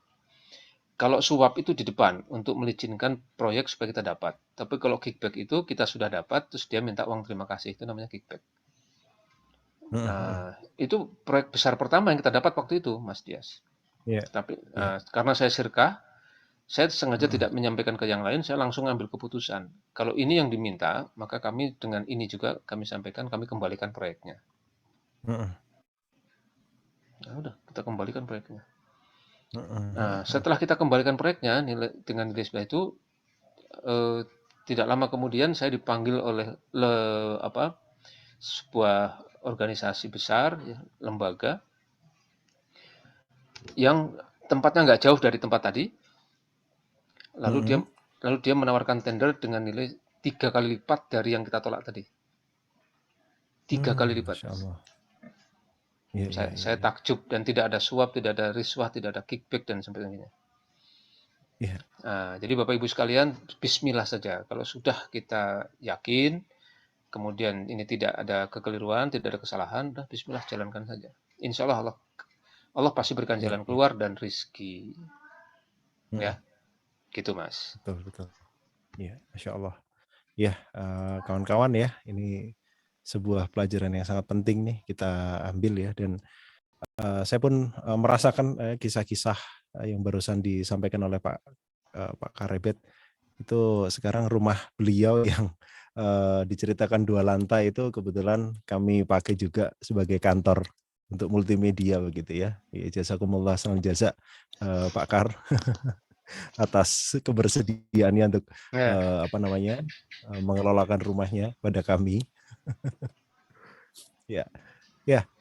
Mau kaosnya Tat? Ya, nanti di belakang layar aja ya. Ya, ini mohon maaf ada pengumuman ini, saya juga baru dapat kabar dari sales ya, salah satu provider internet ini sedang terjadi gangguan Telkom gangguan massa level nasional, terjadi putus di salah satu SKKL dan menyebabkan Kongs network di beberapa backbone. IndiHome terkendala, Telkomsel di beberapa area sedang terkendala. Ini tadi di grup juga Pak Kar ada yang sambat Ya, ya. Ini ya. di tempat saya sinyal lagi down ya. Di YouTube tadi juga sempat ada beberapa yang komplain. Ini kalau di tempat saya ini ya koneksi sangat bagus. Ininya warna hijau. Jadi insya Allah nggak ada gangguan streamingnya. Kalau di Bapak Ibu mungkin terganggu, nah itu mungkin karena menggunakan provider dari Telkom atau Telkomsel yang saat ini sedang down ya. Ya semoga baik-baik saja. Tetap semangat, tetap optimis karena siarannya di save, jadi nanti bisa ditonton lagi di link yang sama. Baik Pak Kar, saya mau ke pertanyaan. Nah kalau ini pertanyaannya sudah datang dari YouTube terlebih dahulu, jadi saya bacakan yang di YouTube terlebih dahulu. Ada ada 2 pertanyaan dari YouTube, kemudian saya ke Zoom, kemudian pertanyaan berikutnya dari YouTube lagi. Assalamualaikum warahmatullahi wabarakatuh. Izin bertanya Ustadz, Salam. bagaimana menjadikan way of life itu bisa menyebar ke para pemuda di sekitar kita atau mungkin generasi muda ini ya. Mengingat banyak pemuda atau generasi muda yang masih senang foya-foya dan main game. Bagaimana Pak Kar? Game Pak Kar. Murid-muridnya di sekolah gimana Pak Kar? Caranya ya supaya mereka nggak main game gimana Ya, Pak Kar? ya. Ya, kembalikan saja kepada way of life. Nah, ini pokoknya temanya itu Ya, ya. balik lagi kepada way of life. Way of life lagi-lagi ya. Eh, Heeh. main, dua pertanyaan tadi ya. Yang pertama main game, Heeh. main game. Eh, itu bisa didekati dengan hukum syarak juga. Ya. Main game, berarti ada Heeh. game. Gamenya itu kan asya. Al aslu fil asya al ibahah malam yarid dan tahrim. Itu Heeh. kaidah usul fikih yang menjelaskan tentang hukum asal dari sesuatu. Asya itu sesuatu ya, sesuatu yang kita makan, sesuatu yang kita beli, sesuatu yang kita gunakan, sesuatu yang Heeh. kita mainkan, itu al Ya, aslu fil asya, hukum asal dari asya itu adalah ibahah, mubah, mubah. ya, malam yarid dari tahrim ya. Kecuali ada nas yang mengharamkan. Ya tinggal dicek gamenya itu ada yang mengharamkan tidak. Ada nggak yang diharamkan dari game itu? Oh ternyata game eh, misalnya yang berbau pembunuhan, game Iya. membunuh. Nah, berarti ini nggak bisa. Tapi kalau gamenya itu sekedar game sepak bola, game yang sifatnya tidak ada yang haramnya, nah itu Heeh. masih boleh. Tapi Heeh. kalau dia mubah, itu tetap ada aturan main juga dalam syariat itu, yaitu kalau mubah itu pilihlah yang paling penting, pilihlah yang penting. Jadi tidak asal semua yang mubah itu kemudian dimainkan, tidak juga. Ya, ya. Kita harus pakai skala prioritas. Yang Ya. penting mendesak, nah itu yang kita ambil. Heeh. Itu poin satu. Makanya kalau kita game silahkan saja, tapi game yang sudah diatur, game yang sudah dipastikan amannya. Ya, misalnya pada anak-anak boleh main game tapi gamenya ini. Heeh. Game yang tidak menyita waktu, game Ya, karena ada game yang terus-menerus tuh, game yang tidak bisa dilepas dan betul, sebagainya. betul. Itu Heeh. poin-poin pertama. Kemudian poin kedua, apa namanya? Bagaimana menyebarkan kepada pemuda. Nah, karena ini way of life Islam, maka kita lihat rujukannya. Way of life Islam itu kan pandangan hidup. Heeh. Pernahkah kemudian diterapkan? Sudah pernah, ya. Siapa yang menerapkan pertama kali? Rasul. Heeh. Rasulullah SAW. Nah, kemudian apakah Rasul itu ketika mengajak orang lain pakai dalam bahasa sekarang itu way of life system itu pakai apa? Nah, kita lihat Rasul itu sampai memiliki pengikut di kalangan sahabat itu ya catatan perang Tabuk misalnya ada 170.000 pengikut Rasul itu sahabat. Itu semuanya dipastikan menggunakan akidah Islam. Dalam bahasa sekarang way of life Islam. Bagaimana caranya Rasulullah sampai menembus 170.000 eh, apa namanya sahabat itu? Nah, ternyata yang dilakukan Rasul adalah dakwah. Jadi menyampaikannya itu pakai dakwah, ya. Nah, Heeh. jadi kalau teman-teman bertanya bagaimana caranya menyampaikan apa way of life kepada yang lain, itu ya dengan satu cara saja itu dakwah. Dakwah itu apa? Al-Quran menjelaskan dakwah itu adalah ud'u ila sabili rabbik bil hikmah wal mujadil Heeh. hasanah wajadilhum billati hiya ahsan. Ya, Jadi bisa. serulah olehmu ke jalan Tuhanmu. Ya. Serulah, Heeh. ya. Berarti dakwah itu menyeru. Nah, menyeru itu bisa pakai mulut, bisa pakai tulisan, bisa pakai ajakan, yang penting Mhm. diseru kepada Islam, diseru kepada way of life Islam. Kapan menyerunya? Rasul biasanya mendatangi forum, ya. Rasul kemudian berdiri di tempat umum, kemudian menyerukan sesuatu, itu bisa. Banyak contoh dilakukan oleh Rasul. Bahkan Rasul lebih dalam lagi melakukan pembinaan intensif di Mhm. rumah para sahabat. Mhm. Nah, jadi ini bisa dilakukan. Jadi kepada teman-teman di daerah itu mungkin yang pertama kita datang kepada mereka dengan misalnya membawa sesuatu. Mungkin kita membuat proyek dulu, ya, proyek bersama dengan mereka. Lalu kita jelaskan bahwa ini pakai pendekatan Islam. Mau enggak? Yang mau silahkan, yang enggak apa-apa. Yang namanya juga ajakan kan, tidak bukan paksaan. Nah, nanti lama-lama juga mereka akan bertanya. Satu. Kemudian yang Mhm. kedua, misalnya memanfaatkan momen-momen PHBI. Iya. PHB itu kalau di warga kan ada di masjid, ada di musola dan sebagainya. Mungkin kita bisa hadirkan tokoh Iya. yang bisa bicara tentang hijrah. Mhm. Nah, Mhm. kisah hijrah. Jadi yang ringan-ringan dulu. Kenapa sih harus hijrah? Kan sudah kaya, sudah mapan, tapi kok mau membuang itu semua. Nah, Bapak Ibu kalau mau dengar kisah hijrah yang menggelegar, itu misalnya saya pernah dengar juga, misalnya kisahnya Ustadz Harimukti almarhum. Iya. Betul. Ustadz Harimukti itu cerita pada saya. Jadi kalau bicara Mhm. miliaran, miliaran hari ini, itu beliau sudah menikmatinya dulu ketika masih jadi artis itu. Saya tanya, lah kenapa kemudian ditinggal? Ya karena saya meninggalkan yang haram. Ternyata banyak keharaman di dunia ini, kata dia. Dijelaskan satu-satu itu. Akhirnya dilepas itu miliaran itu. Jadi nol itu. Mhm. Jadi beliau meninggalkan, ya sudah tinggal saja. Mhm. Satu. Kemarin saya di Bandung itu bertemu dengan seorang pengusaha kelas kakap itu. Punya 3 rumah makan, Mas. Tapi semuanya dari Mhm. pinjaman riba. Begitu Mmm. begitu paham bahwa riba itu haram, apa yang dilakukan? Dilepas 2 rumah makan. Jadi dilepas Iya. semua, tinggal tersisa 1 sekarang. Nah, apa komentarnya? Saya lega sekarang. Kenapa? Karena meskipun itu hilang, yang 2 rumah makan itu hilang, tapi saya sudah tidak punya lagi Mhm. riba. Nah, kisah-kisah Mmm. begini kan inspiratif banget gitu. Nah, jadi teman-teman Mhm. bisa mulai dari situ. Nah, pintu masuknya memang 2 ya. Salah satunya adalah ekonomi. Jadi kalau kita bisa bicara ekonomi, biasanya yang paling menarik itu bagaimana proses hijrah. Nah, itu akan memantik Mhm. kesadaran untuk bertanya lagi tentang way of life Islam.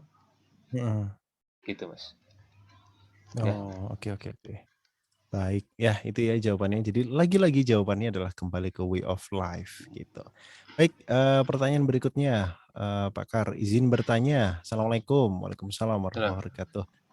Bagaimana cara menggerakkan tim kita dalam dakwah? Nah, sehingga kita dan tim ini punya himmah yang sama dan akhirnya mampu menciptakan kemandirian dalam mewujudkan tujuan. Nah, ini kayaknya nyambung juga dengan pertanyaan yang bawahnya, agar gimana kemudian agar yang ada di dalam organisasi merasa memiliki ada sense of belonging-nya.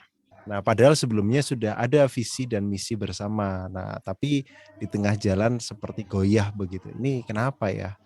Begitu, Pak. ya itu ada istilah namanya team building. Tim itu singkatan yang sering saya pakai itu adalah together everyone achieves more. Ya. Mhm, Semua mhm. secara bersama-sama mendapatkan nilai lebih, mendapatkan tujuan yang sama, mendapatkan misi yang sama, mendapatkan visi yang sama. Dan itu syaratnya memang 3 tadi itu, pemikiran, perasaan, dan Mhm, mhm. peraturan harus sama. Nah, Mmm. gimana caranya? Gimana caranya? Yang pertama harus dari pucuknya. Pucuknya itu ya, entah itu ketua, disebut ketua atau pemimpinnya, itu harus paham juga bahwa organisasi ini adalah amanah Mhm. Allah buat dia. Amanah Allah buat dia. Amanah Allah buat kita. Kita ada di organisasi ini karena bukan kebetulan, tapi Allah mengamanahkan kita ada di dalamnya. Kalau ini amanah dari Allah, maka kita harus menggunakan cara Allah juga. Nah, cara Allah itu ya bahasa yang lain, way of life Islam itu. Nah, jadi ketuanya yang pertama kali harus begitu cara berpikirnya. Yang kedua, Mhm, dia harus mhm. dia harus yang kedua membangun timnya. Caranya bagaimana? Libatkan mereka sejak awal. Mmm. Jadi ada bahasa kita sekarang barangkali ada semacam forum ya, sharing forum atau forum pertemuan atau workshop dan sebagainya yang dia Mhm, sampaikan di mhm. situ bahwa kehendak organisasi itu begini. Ya, sampaikan di situ bahwa kita harus pakai begini. Dan yang paling penting adalah menjelaskan kenapa harus pakai Islam. Kenapa organisasi ini harus dibasiskan pada Islam. Karena kita tidak sedang bicara untung dan rugi saja, tapi kita sedang bicara tentang dunia akhirat. Kita sedang bicara tentang surga dan neraka. Apakah organisasi masuk surga dan neraka? Enggak, bukan organisasinya, tapi kita yang melakukannya. Itu akan diminta pertanggungjawaban di dunia dan di akhirat. Nah, karena akan diminta pertanggungjawaban di dunia dan di akhirat, maka mau tidak mau kita harus mengamankan diri kita, mengamankan teman-teman kita, mengamankan tim kita, mengamankan organisasi kita agar selalu sejalan, berada di jalan ketaatan kepada Allah gitu. Nah, itu kalau karena saya konsultan manajemen ya, kita biasanya sudah buatkan itu misalnya dari mulai visi, misi, tujuan sampai ke bangunan organisasinya. Di situ nanti akan ada semacam SOP, ada semacam di situ budaya mutu, di situ disebut misalnya ya, nilai mutu. Nilai pertama adalah keterikatan kepada syariat misalnya. Jadi setiap ada persoalan itu langkah pertamanya itu melihat faktanya dulu, baru kemudian dicocokkan dengan syariat. Boleh apa tidak? Kalau boleh bagaimana? Kalau tidak harus bagaimana? Nah, itu ada itu di situ. Code of conduct kalau bahasa yang lainnya. Jadi semua akan mengacu ke itu. Nah, ini harus dipahami oleh semuanya nih. Jadi di situ harus dideklar. Saya pernah melakukan hal yang sama nih dalam dunia team building, Mas Dias. Saya tanya satu-satu nih, terima nggak? Kalau nggak terima nggak apa-apa, ngomong aja gitu. Kita yang hanya ingin tahu. Jadi semua karyawannya ditaruh di situ, kemudian saya diminta melatih mereka, kemudian saya tanya satu-satu, gimana? Nah, ternyata semuanya setuju. Nah, kalau semuanya setuju, selesai nggak? Belum. Kan itu baru persetujuan. Nah, nanti tantangannya adalah pada saat melaksanakan. Bagaimana ketika menghadapi proyek pertama, bagaimana ketika menghadapi proyek kedua, bagaimana ketika menghadapi gangguan dari luar, bagaimana ketika ada persoalan, mendera organisasi dan sebagainya. Nah, itu harus ada yang selalu mengingatkan ya, amar ma'ruf nahi munkar harus dilaksanakan di organisasi itu. Sampai nanti setahun ya. Biasanya titik kritis itu 1 tahun pertama, Mas Dias. Yang saya rasakan ya. 1 tahun pertama bagaimana kita bisa betul-betul berpegang kepada nilai-nilai yang sudah kita sampaikan itu. Nah, kalau dalam bahasa organisasi nanti diturunkan dalam nilai-nilai organisasi. Biasanya ada value ya. Kita pernah dengar value, nilai-nilai organisasi. Nah, ini disepakati, kemudian dijalankan. Ya, titik kritisnya biasanya 1 tahun. Lewat dari 1 tahun, nah itu sudah mulai biasa. Sudah. Nah, itu dijaga terus ya. Nanti kalau ada apa-apa, ingetin lagi. Karena kita ini adalah manusia kan mal khoto wanisya, tempatnya salah dan lupa. Jadi wajar kalau kita terus ngingetin itu. Saya juga begitu, saya juga kan punya organisasi, punya lembaga. Itu juga begitu di lembaga saya itu. Kalau saya salah, saya diingetin juga. Bukankah begini harusnya? Oh iya ya. Nah, itu jadi penting itu. Supaya bisa saling mengingatkan itu berarti harus sama. Nah, inilah dahsyatnya way of life Islam itu juga. Antara majikan dengan orang yang bekerja, karyawan, itu sejajar dalam Islam itu. Karena akadnya kan ijaratul ajir, akdun ala manfaat bil iwad. Akad pemanfaatan jasa seorang dengan kompensasi tertentu. Jadi sejajar itu. Islam itu menempatkan sejajar. Sementara kalau sekularisme kapitalisme, namanya atasan ya berarti di atas, bawahan jadi bawah. Padahal harusnya sejajar. Sehingga kalau sejajar, karyawan itu pasti bisa mengingatkan atasannya. Pak, maaf ini salah. Bayangkan sekarang kalau buruh kan bawahan tuh. Bagaimana dia mengingatkan atasannya? Berat hari ini. Makanya mereka berkumpul dalam forum buruh. Dalam serikat buruh dan sebagainya. Dalam Islam tidak perlu. Karena cukup dia mengingatkan atasannya. Pak, Bapak salah. Karena begini. Oh ya? Ya sudah. Mudah gitu menyelesaikannya. Tidak susah seperti sekarang ini. Gitu Mas. Masya Allah itu way of life itu. Iya. Nah, berarti memang harus sama dulu ini way of life-nya. Jadi kalau kita diingetin ini begini, masa sih? Atau mungkin sekarang kita diingetin, aduh ngapain sih Pak bawa-bawa agama juga Nah, itu sering muncul itu Pak Kar. Ya maklum lah. Situasinya begini. Ya, jadi terus harus dakwah. Iya, Itu masih banyak siap. pertanyaan tuh.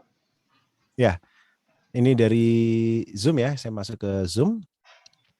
Assalamualaikum, bagaimana cara keluar dari sistem riba kalau masih terjebak riba? Contohnya kredit mobil. Nah, ini pertanyaan pertama. Yang kedua, kalau negara way of life-nya Islam, keuntungan BUMN-nya itu diberikan kepada juga kepada umat non-Islam atau enggak? Nah, begitu. Ya. Bagaimana, Pak Kar? Wah, ini kan jadi kemana-mana ya. Kita apa? Ya, Kita patok dulu di kepemimpinan ya. batasin. Ya, ya. Nah, tapi kepemimpinan kan memang bicara dari semua aspek, jadi mau nggak mau ini harus dijawab Mm-mm. juga. Saya Dijawab. jawab sebisa saya loh Betul. ya. Ya. Ini ada ustadznya di sini tapi nggak muncul. Ini bukan ustadz yang nggak ada pecinya. Yang pertama itu riba ya. Riba itu tidak hanya dilakukan oleh bank. Jadi bank itu bukan riba, tapi bank melakukan praktek salah satunya riba. Karena bukan hanya bank yang melakukan. Riba itu bisa dilakukan oleh individu, Mas Dias. Makanya Ya.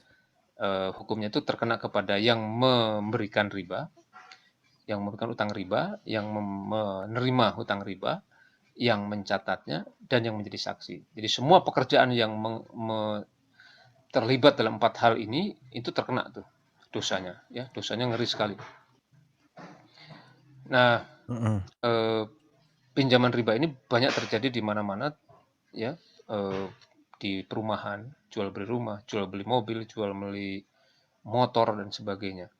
Riba itu apa sih?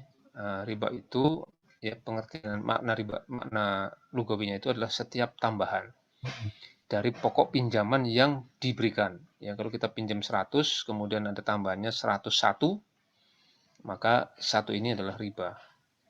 Pinjam 100 kembali 200 itu riba. Ya, di Bogor beberapa yang lalu saya pernah diundang ke kampung di sebuah desa, desa KKN, hanya untuk menjelaskan itu. Ternyata di desa sebelahnya itu yang namanya riba sudah mencengkram. Ada yang namanya bangling, ya, riba keliling. Bank keliling, maaf. Bank keliling itu sudah masuk ke desa di desa sebelah di Kabupaten Bogor, ke salah satu desa. Kemudian dia sudah membuat banyak perceraian di situ. Salah satunya itu bahkan sudah hampir terjadi pemerkosaan kepada seorang ibu rumah tangga. Ibu rumah tangga itu nggak punya apa-apa lagi, kemudian dia dihutangi cuma 100.000 mas, tapi kembalinya 200.000. Dan hari ini diutangi, besok sudah diminta kembaliannya. Dan dia nggak punya uang lagi, akhirnya terpaksa menyerahkan dirinya. Untungnya, alhamdulillah, itu banyak warga di sekitar situ melihat mencurigakan, akhirnya digagalkan. Jadi ngeri sekali itu. Ya. Nah, riba itu haram. Nah, lalu bagaimana supaya eh, apa namanya keluar? Yang pertama harus yakin bahwa solusinya itu kembali kepada Allah. Wa may yattaqillaha yaj'al lahu makhraja. Nah, dari situ ada sikap bahwa kita harus beriman dan beramal soleh. Berarti yang pertama betulkan imannya. Seolah-olah kalau tidak pinjam dengan riba itu nggak akan punya mobil. Seolah-olah kalau tidak bisa pinjam dengan riba itu tidak bisa dapat rumah. Itu menegasikan kekuasaan Allah tuh. Allah nggak suka. Jadi imannya harus dibetulkan. Ya, Allah itu maha kuasa. Allah itu Ya, maha betul. kuasa. Jadi keimanan yang begini rapuh berarti. Nah, langkah Mm-mm. pertamanya itu kuatkan iman kita. Allah lah satu-satunya zat yang bisa memberikan rumah itu, bukan Mm-mm. orang gitu. Karena kalau kita sudah punya uang, tapi kalau Allah tidak mengizinkan, ya tetap aja nggak dapat, bisa kita nggak dapat uang rumah itu. Entah itu Mm-mm. dengan musibah, entah itu dengan kehilangan dan sebagainya. Allah sangat mudah bagi Allah untuk melakukan itu. Jadi langkah Mm-mm. pertamanya imannya diberesin. Nah, Ya. kencengin lagi. Ini Allah pasti yang satu-satunya zat yang dapat membantu kita adalah Allah Subhanahu wa taala. Nah, kemudian yang kedua amal soleh. Nah, ketika kita sudah tahu riba itu haram, stop. Ya, ya. Tapi nanti bagaimana? Rumah nggak akan dapat. Nah, balik lagi ke iman. Beriman nggak kita? Betul. Betul.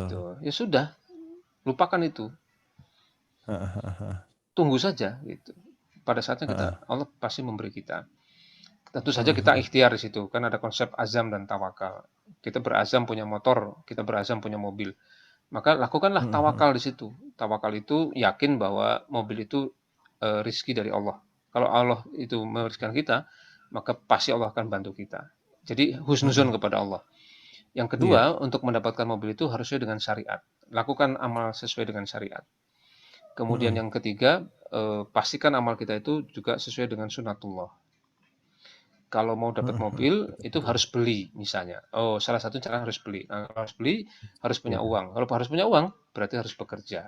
Tempuh jalan itu.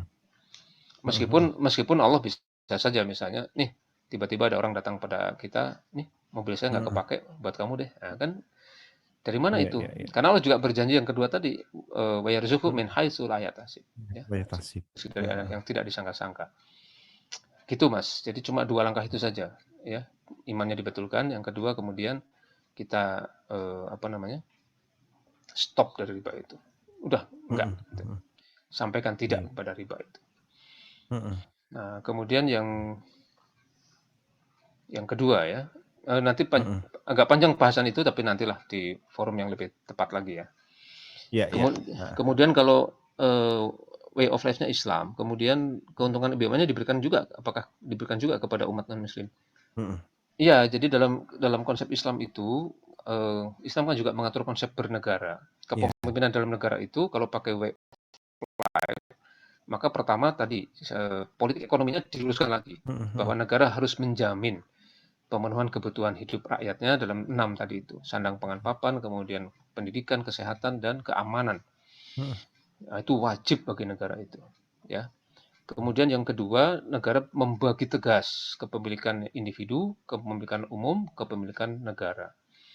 Ketika negara itu punya kepemilikan umum dan kepemilikan negara, kemudian mengelolanya itu pakai BUMN misalnya, maka BUMN ini nanti tugasnya menjadi semacam dalam bahasa kita itu unit layanan. Jadi layanan kepada umat.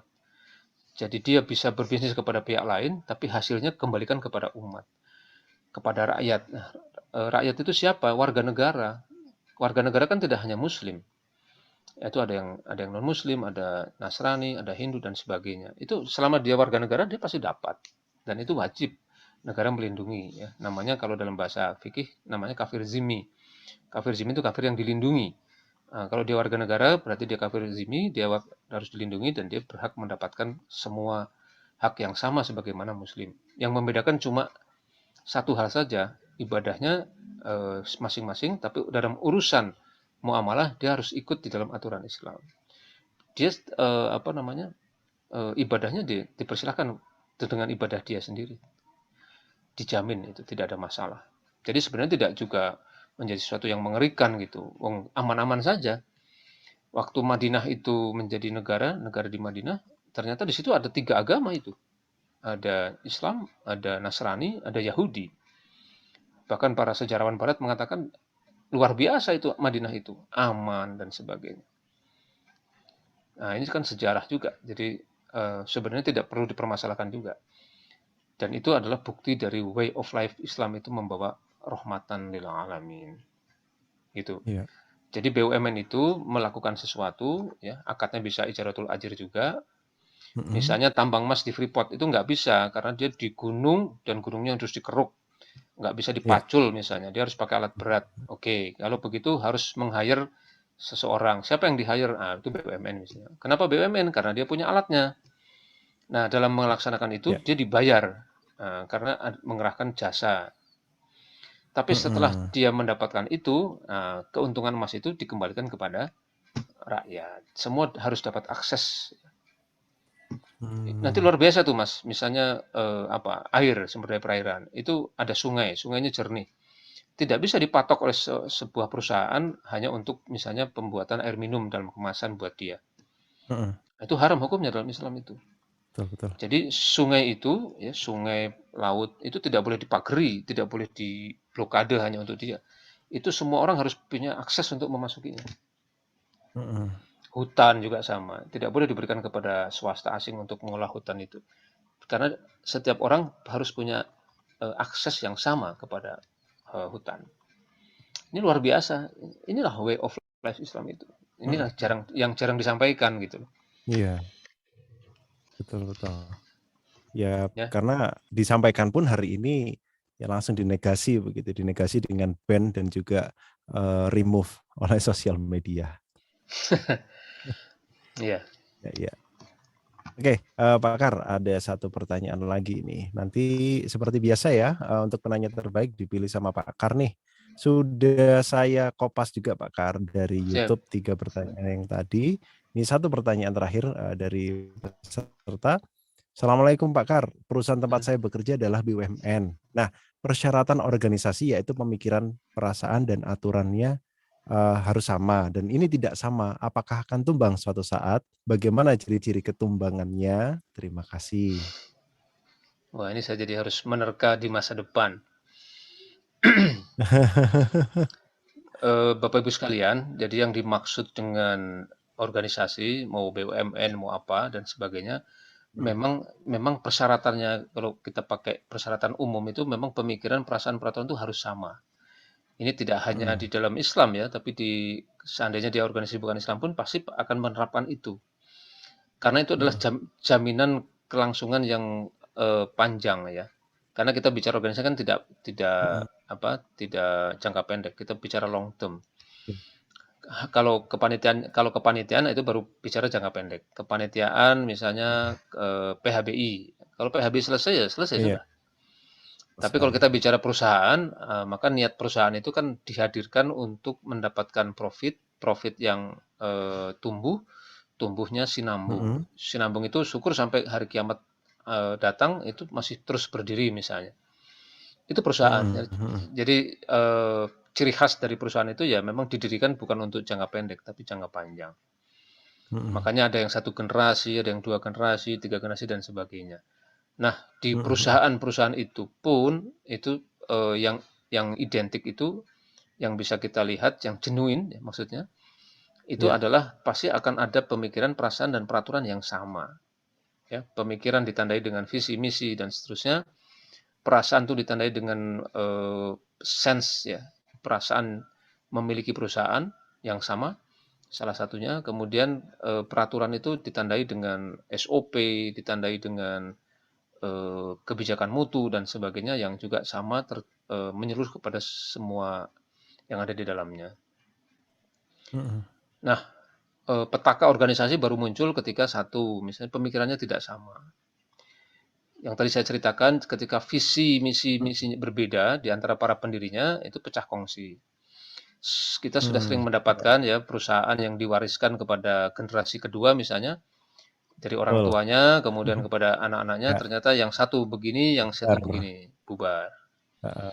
Saya Iya, mendapati iya. kasus-kasus terbaru ya di daerah Jawa Barat itu. Heeh. Saya pernah diminta membantu, ternyata bisnis orang tuanya sangat besar, dahsyat sekali, tapi tiba-tiba harus dijual semuanya. Karena anak-anaknya itu tidak mau meneruskan. Yang satu ingin bisnis di bidang kesehatan. Orang tuanya bukan kesehatan. Oh, Dan dia oke. ngeyel di situ. Itu kan sudah Ya. visinya sudah berubah. Heeh. Itu kejadian belum lama itu. Saya diminta bantuan di sana. Iya, Jadi, iya. oh ya sudah ini tanda-tanda. Jadi nggak usah diapa-apain, bubar sendiri tuh, bubar di tempat. Iya. Nah, itu pemikirannya. Kemudian perasaan. Ketika kita tidak punya satu perasaan yang sama ya sudah. Ya, ketika terjadi persoalan pasti yang lain akan pulang, akan keluar. Yang Iya. bertahan itu ya yang merasa memiliki saja. Jadi tidak ada semangat timnya itu tidak muncul.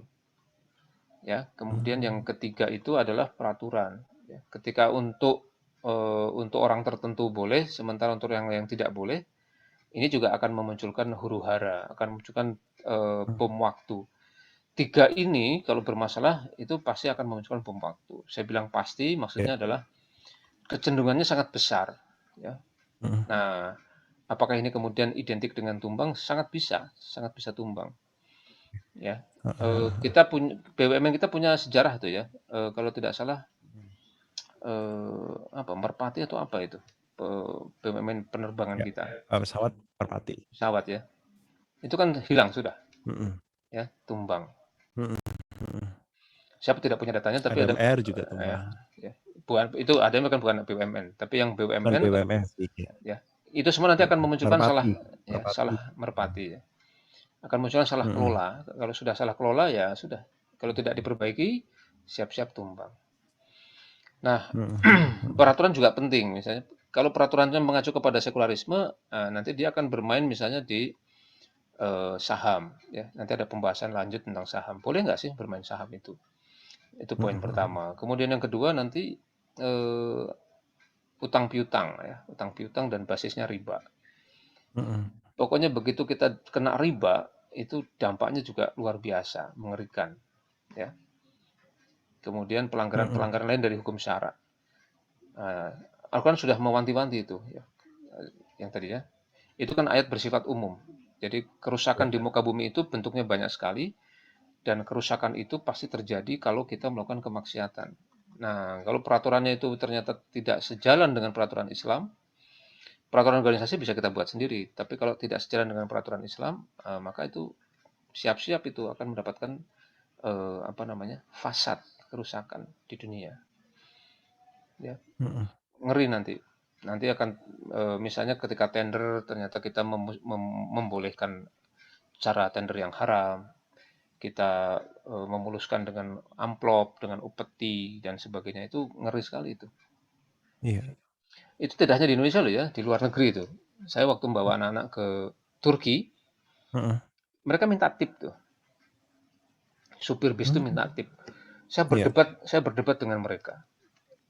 Basisnya apa? Karena mereka Muslim kan. Mm-mm. Saya bilang, tapi saya pakai menerjemah karena kan bahasanya Turki. Iya.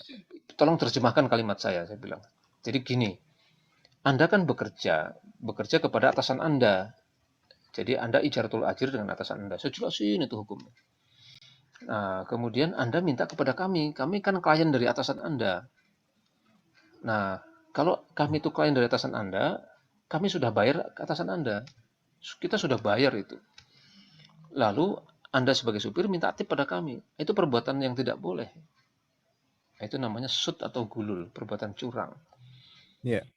Kita jelasin begitu. Mereka bilang, ya mungkin ini salah gitu. Nah, jadi bukti sekulernya Turki masih ada itu, ya ini mungkin salah. Tapi ini sudah biasa di dunia kami gitu.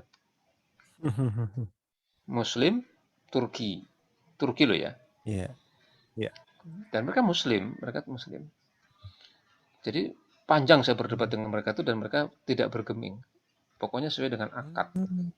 Iya, jadi kita tetap harus bayar. Mm-mm. Bukan Oh. masalah bayarnya, tapi hukumnya Mm. bagaimana? Itu yang kita Iya. bilang pada mereka. Betul. Sampean kalau maksa begini, sampean nggak berkah. Wah, udah pakai sampean-sampean itu. Jadi Iya. mereka nggak paham juga.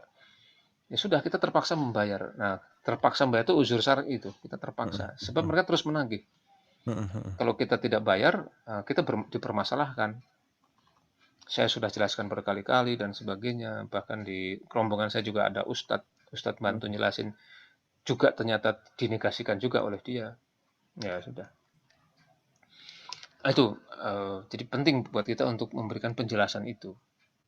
Jadi Iya. kalau tidak terasa hari ini dalam tanda petik fasadnya, kerusakannya, Mm-mm. jangan-jangan nanti kita akan bawa itu di akhirat ya. Naudzubillah Nah, min dzalik. belum Ya. balik. Iya. Jangan sampai Mm-mm. istidroj itu. Ingat saja itu kata istidroj. Iya. Kita senang hari ini, tapi ternyata kita melanggar syariat. Jelas itu istidroj. Jelas itu. Ya. Naudzubillah min dzalik. Mm-mm. Iya, baik. Insyaallah.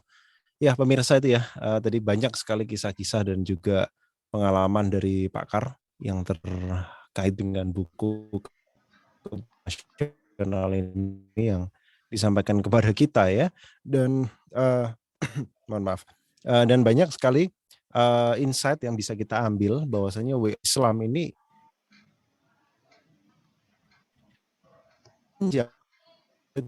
tapi setelah meninggal, setelah wafat, kemudian kita lagi nanti akan ada pertanggungjawabannya, dan itulah yang menjadi pertanggungjawaban yang penting bagi kita di ya dalam hidup ini gitu ya, karena hidup juga hidup kita cuma sekali dan setelah hidup nanti diminta pertanggungjawaban. Mohon maaf tadi saya nengokin ke situ terus, saya kira yang nyala kamera yang sebelah sini, ternyata di sini kameranya.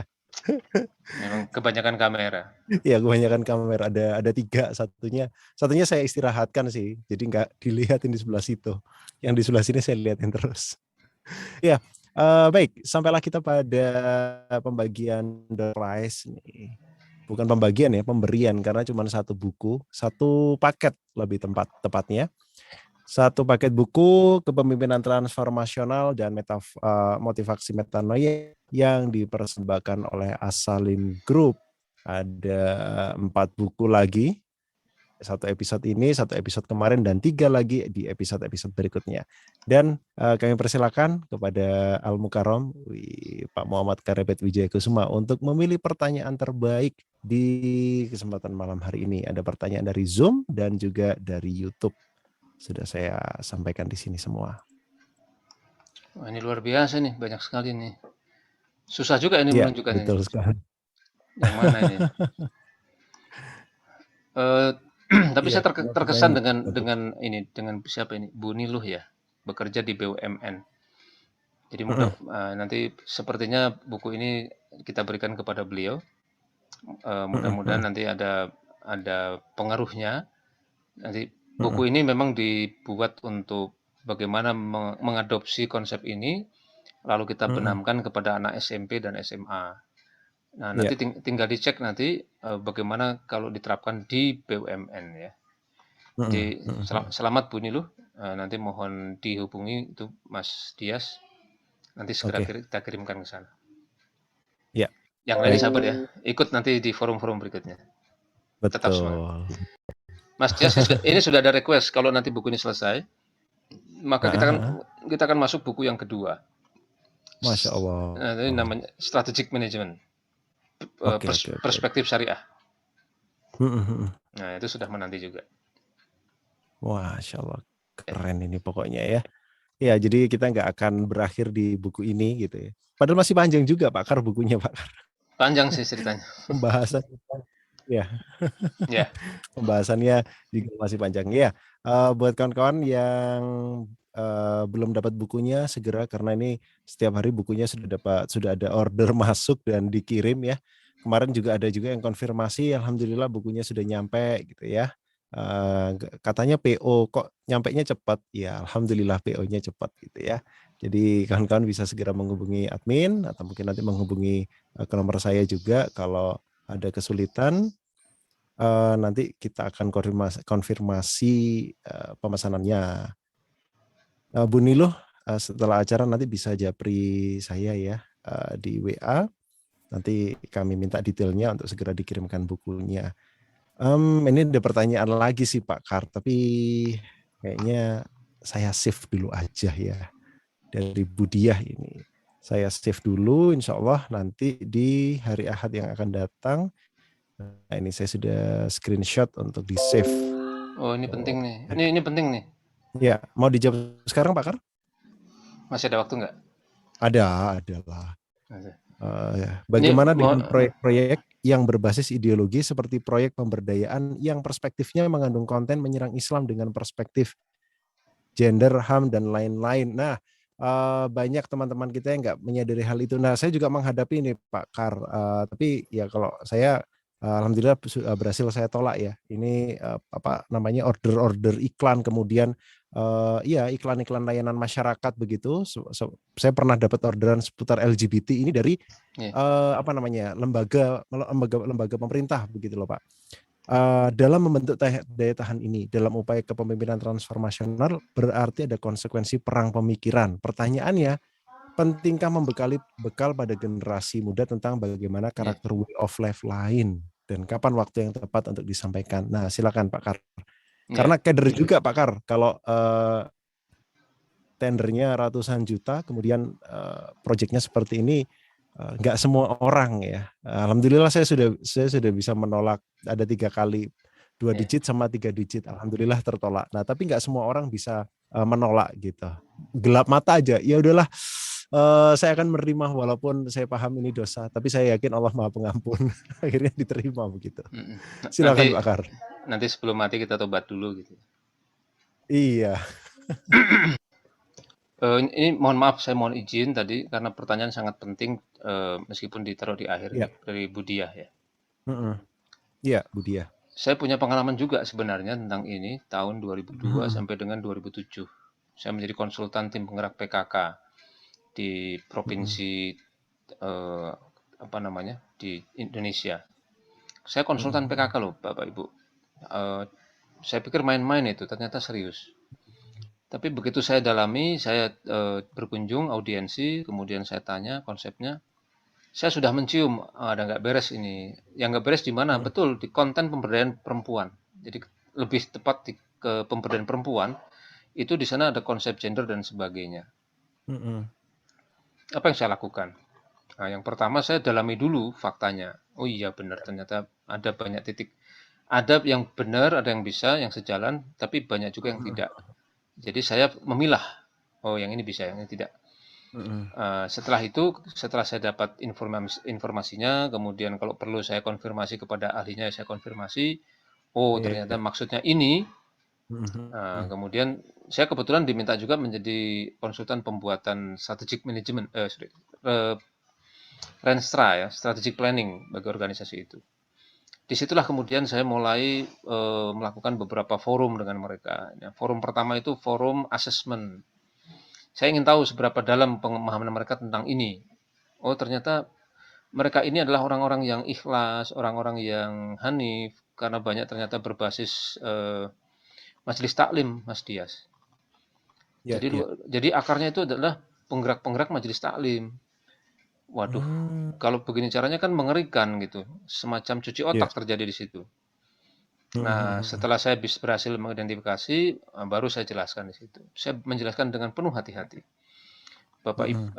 Kalimat pertama begini, Bapak Ibu, kita sedang menghadapi kerja besar, namanya pemberdayaan, yang diberdayakan perempuan. Jangan sampai kita menjadi pemberdayaan perempuan. Pemberdayaan, jangan sampai berubah menjadi pemerdayaan.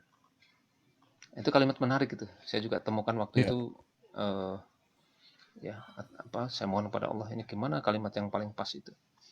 Nah, kemudian saya jelaskan itu. Kalau pemberdayaan itu karakternya harus begini. Tapi kalau pemberdayaan itu kita berkedok pada sesuatu yang dilihat baik, tapi ternyata kita Mhm. Mhm. menjerumuskan ibu keluar dari rumah, Mhm. ya, sehingga dia lupa tugasnya, kemudian dia melakukan sesuatu yang tidak benar dan sebagainya. Mhm. Kenapa bapak-bapak, ibu-ibu begitu? Ya, karena kita ingin keberkahan. Nah, masuk kalimat keberkahan. Iya. Jadi bapak ibu sekalian, pengalaman menarik itu adalah ketika menjelaskan keberkahan. Berkah itu apa? Mhm. Nah, jadi filosofi memang penting di depan itu. Jadi saya mendahulukan penjelasan filosofis. Berkah itu adalah ziyadatul khair ya, kata Imam Al-Ghazali. Apa itu artinya? Bertambahnya kebaikan. Apa itu konteksnya? Kalau Bapak Ibu itu bekerja di dunia pemberdayaan masyarakat atau pemberdayaan perempuan ini menambah kebaikan, Mhm. menambah ketaatan, berkah tuh. Tapi kalau Bapak Ibu bekerja di sini malah makin menjauhkan dari ketaatan, Mhm. istri menjadi semakin sering di luar rumah, meninggalkan tugas pokoknya di rumah, meninggalkan Mhm. kewajiban dan sebagainya, bahkan berani menyerang suaminya dan sebagainya misalnya, atau anak Iya. jadi gara-gara ini anak kemudian tidak punya adab dan sebagainya, tidak berkah. Percuma proyek ini. Nah, Mhm. itu diterima tuh di depan. Nah, setelah diterima, saya Iya. masuk yang kedua. Kalau begitu, kita harus menyusun visi, misi yang benar sesuai dengan syariat Mhm. Mhm. supaya berkah. Apakah di situ Muslim semua? Tidak juga. Jadi saya bertaruh juga di situ. Saya bilang ya Mhm. sudah Bismillah. Kalau saya mau dipakai ya silahkan dipakai. Kalau enggak ya pecat saja saya. Iya, iya. Saya tidak bisa bekerja kalau basisnya umum. Mhm. Nah, tapi kalau saya diminta di sini saya pakai Islam, ya saya bisa melakukan itu. Jadi saya sudah ngomong duluan begitu di depan. Mhm. Beres, kemudian saya susun ya kalimat-kalimat berkah dan sebagainya diterima. Sudah, jadilah itu konsep itu. Kemudian dipraktekkan 5 tahun. Nah, disitulah kemudian terjadi benturan di lapangan. Pak, ini di lapangan ada laporan, ternyata ada game untuk remaja. Gamenya itu adalah apa, membuat puzzle, dan puzzle itu setelah jadi itu Mhm. ternyata gambarnya adalah alat kelamin. Mmm. Itu. Nah, karena sudah diberikan Iya, asesmen iya, di iya. depan, jadi tim tim pemberdayaan itu selalu laporan. Mhm. Terus solusinya apa nih? Gitu kan, jadi enak di situ. Ini ada fakta di lapangan, pihak lain yang menyampaikannya, kemudian kami harus bertemu di lapangan, terus apa yang harus kami lakukan? Saya langsung jawab, "Tegur Bu, tidak boleh, tarik itu, gantikan permainannya." Untuk menjelaskan Iya itu tidak begitu caranya, gitu. Nah, jadi keterbukaan terbangun di situ, Bu. Jadi intinya apa? Satu, kita jelaskan filosofi. Yang kedua, kita jelaskan bukti-buktinya apa. Ternyata ini, yang diserang ini, dengan gender itu ini, mhm, dengan HAM itu ini, dan sebagainya. Jadi mereka bebas, mereka kemudian keluar rumah tanpa tahu situasi di rumah dan sebagainya dan seterusnya. iya, Kapan waktu yang tepat? Tadi itu forum, ya, kemudian kita merendah, kita menyampaikan dengan kalimat mulai dari keberkahan dan sebagainya. mhm mhm. Nah, satu lagi, saya pernah juga mengisi di forum yang campuran Bapak Ibu, Muslim dan non Muslim, mungkin 50-50, eh, apa namanya? Tapi di situ komandannya itu dari luar negeri, kalau tidak salah orang orang Amerika atau Perancis, dia membuka acara dengan salam, Assalamualaikum.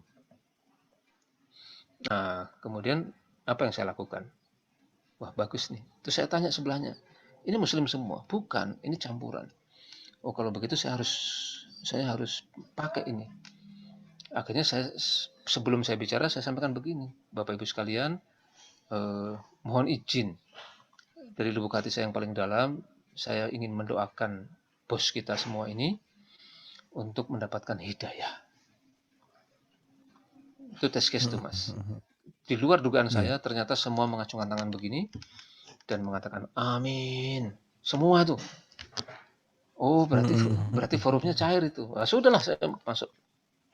Dimulai dari kata apa? Berkah. Mau nggak kita mhm. dapat berkah? Mau nggak? Mau nggak? Mau nggak? Nah, setelah mau masuk. Setelah selesai ternyata MC-nya kalau tidak salah dari eh, Konghucu atau apa ya, Budama. Mhm Dia bilang begini, Pak, tolong doakan saya juga. Gitu. Loh, kenapa Bu? Saya ini masih agama yang lama, tapi saya sudah ikut-ikutan saum Pak. Jadi tolong doakan saya dapat mhm. hidayah juga. Oh, masya Allah. Terus semuanya gitu, amin gitu. Nah, jadi Budiah jangan jangan takut, jangan khawatir. Bismillah, ya. Semua karena izin dan pertolongan Allah sudah sampaikan saja. Dan saya tawakal kepada Allah, serahkan kepada Allah. Mudah-mudahan menjadi pintu hidayah buat kita semua. Tetap semangat. Amin Allahu amin Akbar. amin ya rabbal alamin. Ya, Allahu akbar, masya Allah ya. Jadi kawan-kawan yang dirahmati Allah, nah kuncinya adalah keberkahan gitu ya. Dan tentunya kita harus yakin bahwasanya apapun yang kita lakukan selama itu semuanya bersandar pada keridhaan Allah, Allah Subhanahu wa taala, insya Allah Allah akan memberikan jalan di situ. Baik, terima kasih atas pertanyaan dan juga oh sebentar sebentar sebentar. Iya, oke nanti nanti pertanyaan-pertanyaan yang private saya jawab setelah acara ya. Eee, saya sampaikan terima kasih atas partisipasi kawan-kawan. Alhamdulillah tadi ada sekitar 60-an yang bergabung, sekitar 46 lewat, Zoom, kemudian ada sisanya tadi ada di YouTube ada 20-an, 19 sampai 20 orang tadi, yang, masuk di Zoom secara mohon maaf, di YouTube secara serentak. Saya ucapkan terima kasih dan atas, segala hal yang kurang, apa namanya ya, kurang baik, misalnya ada sinyal yang, apa namanya, terhambat, kemudian jaringan yang terhambat, semoga segera dipermudah oleh Allah Subhanahu wa taala dan bisa menyimak materi ini lagi di YouTube ya, mengulang mulai dari awal sampai akhir supaya, bisa lebih, utuh pemahamannya. Baik, terima kasih juga buat Pak Karebet atas waktunya hari ini, luar biasa sekali ilmunya. Buat, Pak Karebet juga insya Allah kita ketemu lagi di Ahad yang akan datang, Ahad malam ya Pak Kar ya. Semoga ya. sehat selalu Pak Kar. Jangan lupa beli bukunya. Nah, itu terakhir nanti. Karena ini juga sudah ada yang DM, di saya di Zoom, kalau, beli buku di mana bisa melalui admin yang ada di grup atau, mmm, ke ya nomor admin aja deh, nanti nanti setelah setelah acara saya tutup jangan kemana-mana dulu, saya kopaskan atau, saya juga sampaikan di grup ya, biar bisa di-save nantinya. Terima kasih juga kepada yang sudah mensupport acara ini. Ada Putra Steel, Steel and Coil Center, kemudian ada Teras Jajan, ada Dapur Bang Black, ada juga Fatnov dan juga Asalim Group yang sudah memberikan dukungan dan juga support berupa bermacam-macam ini ya. Ada salah satunya juga hadiah atau door prize untuk peserta yang sudah memberikan pertanyaan terbaik di setiap episodenya. Insya Allah kita akan ketemu lagi di episode yang keempat di Ahad yang akan datang. Ihdinas siratal mustaqim wa afu minkum. Assalamualaikum warahmatullahi wabarakatuh. Assalamualaikum warahmatullahi. Ya, terima kasih Pamit ya. Kar, kawan-kawan. Pamit ya. Ya.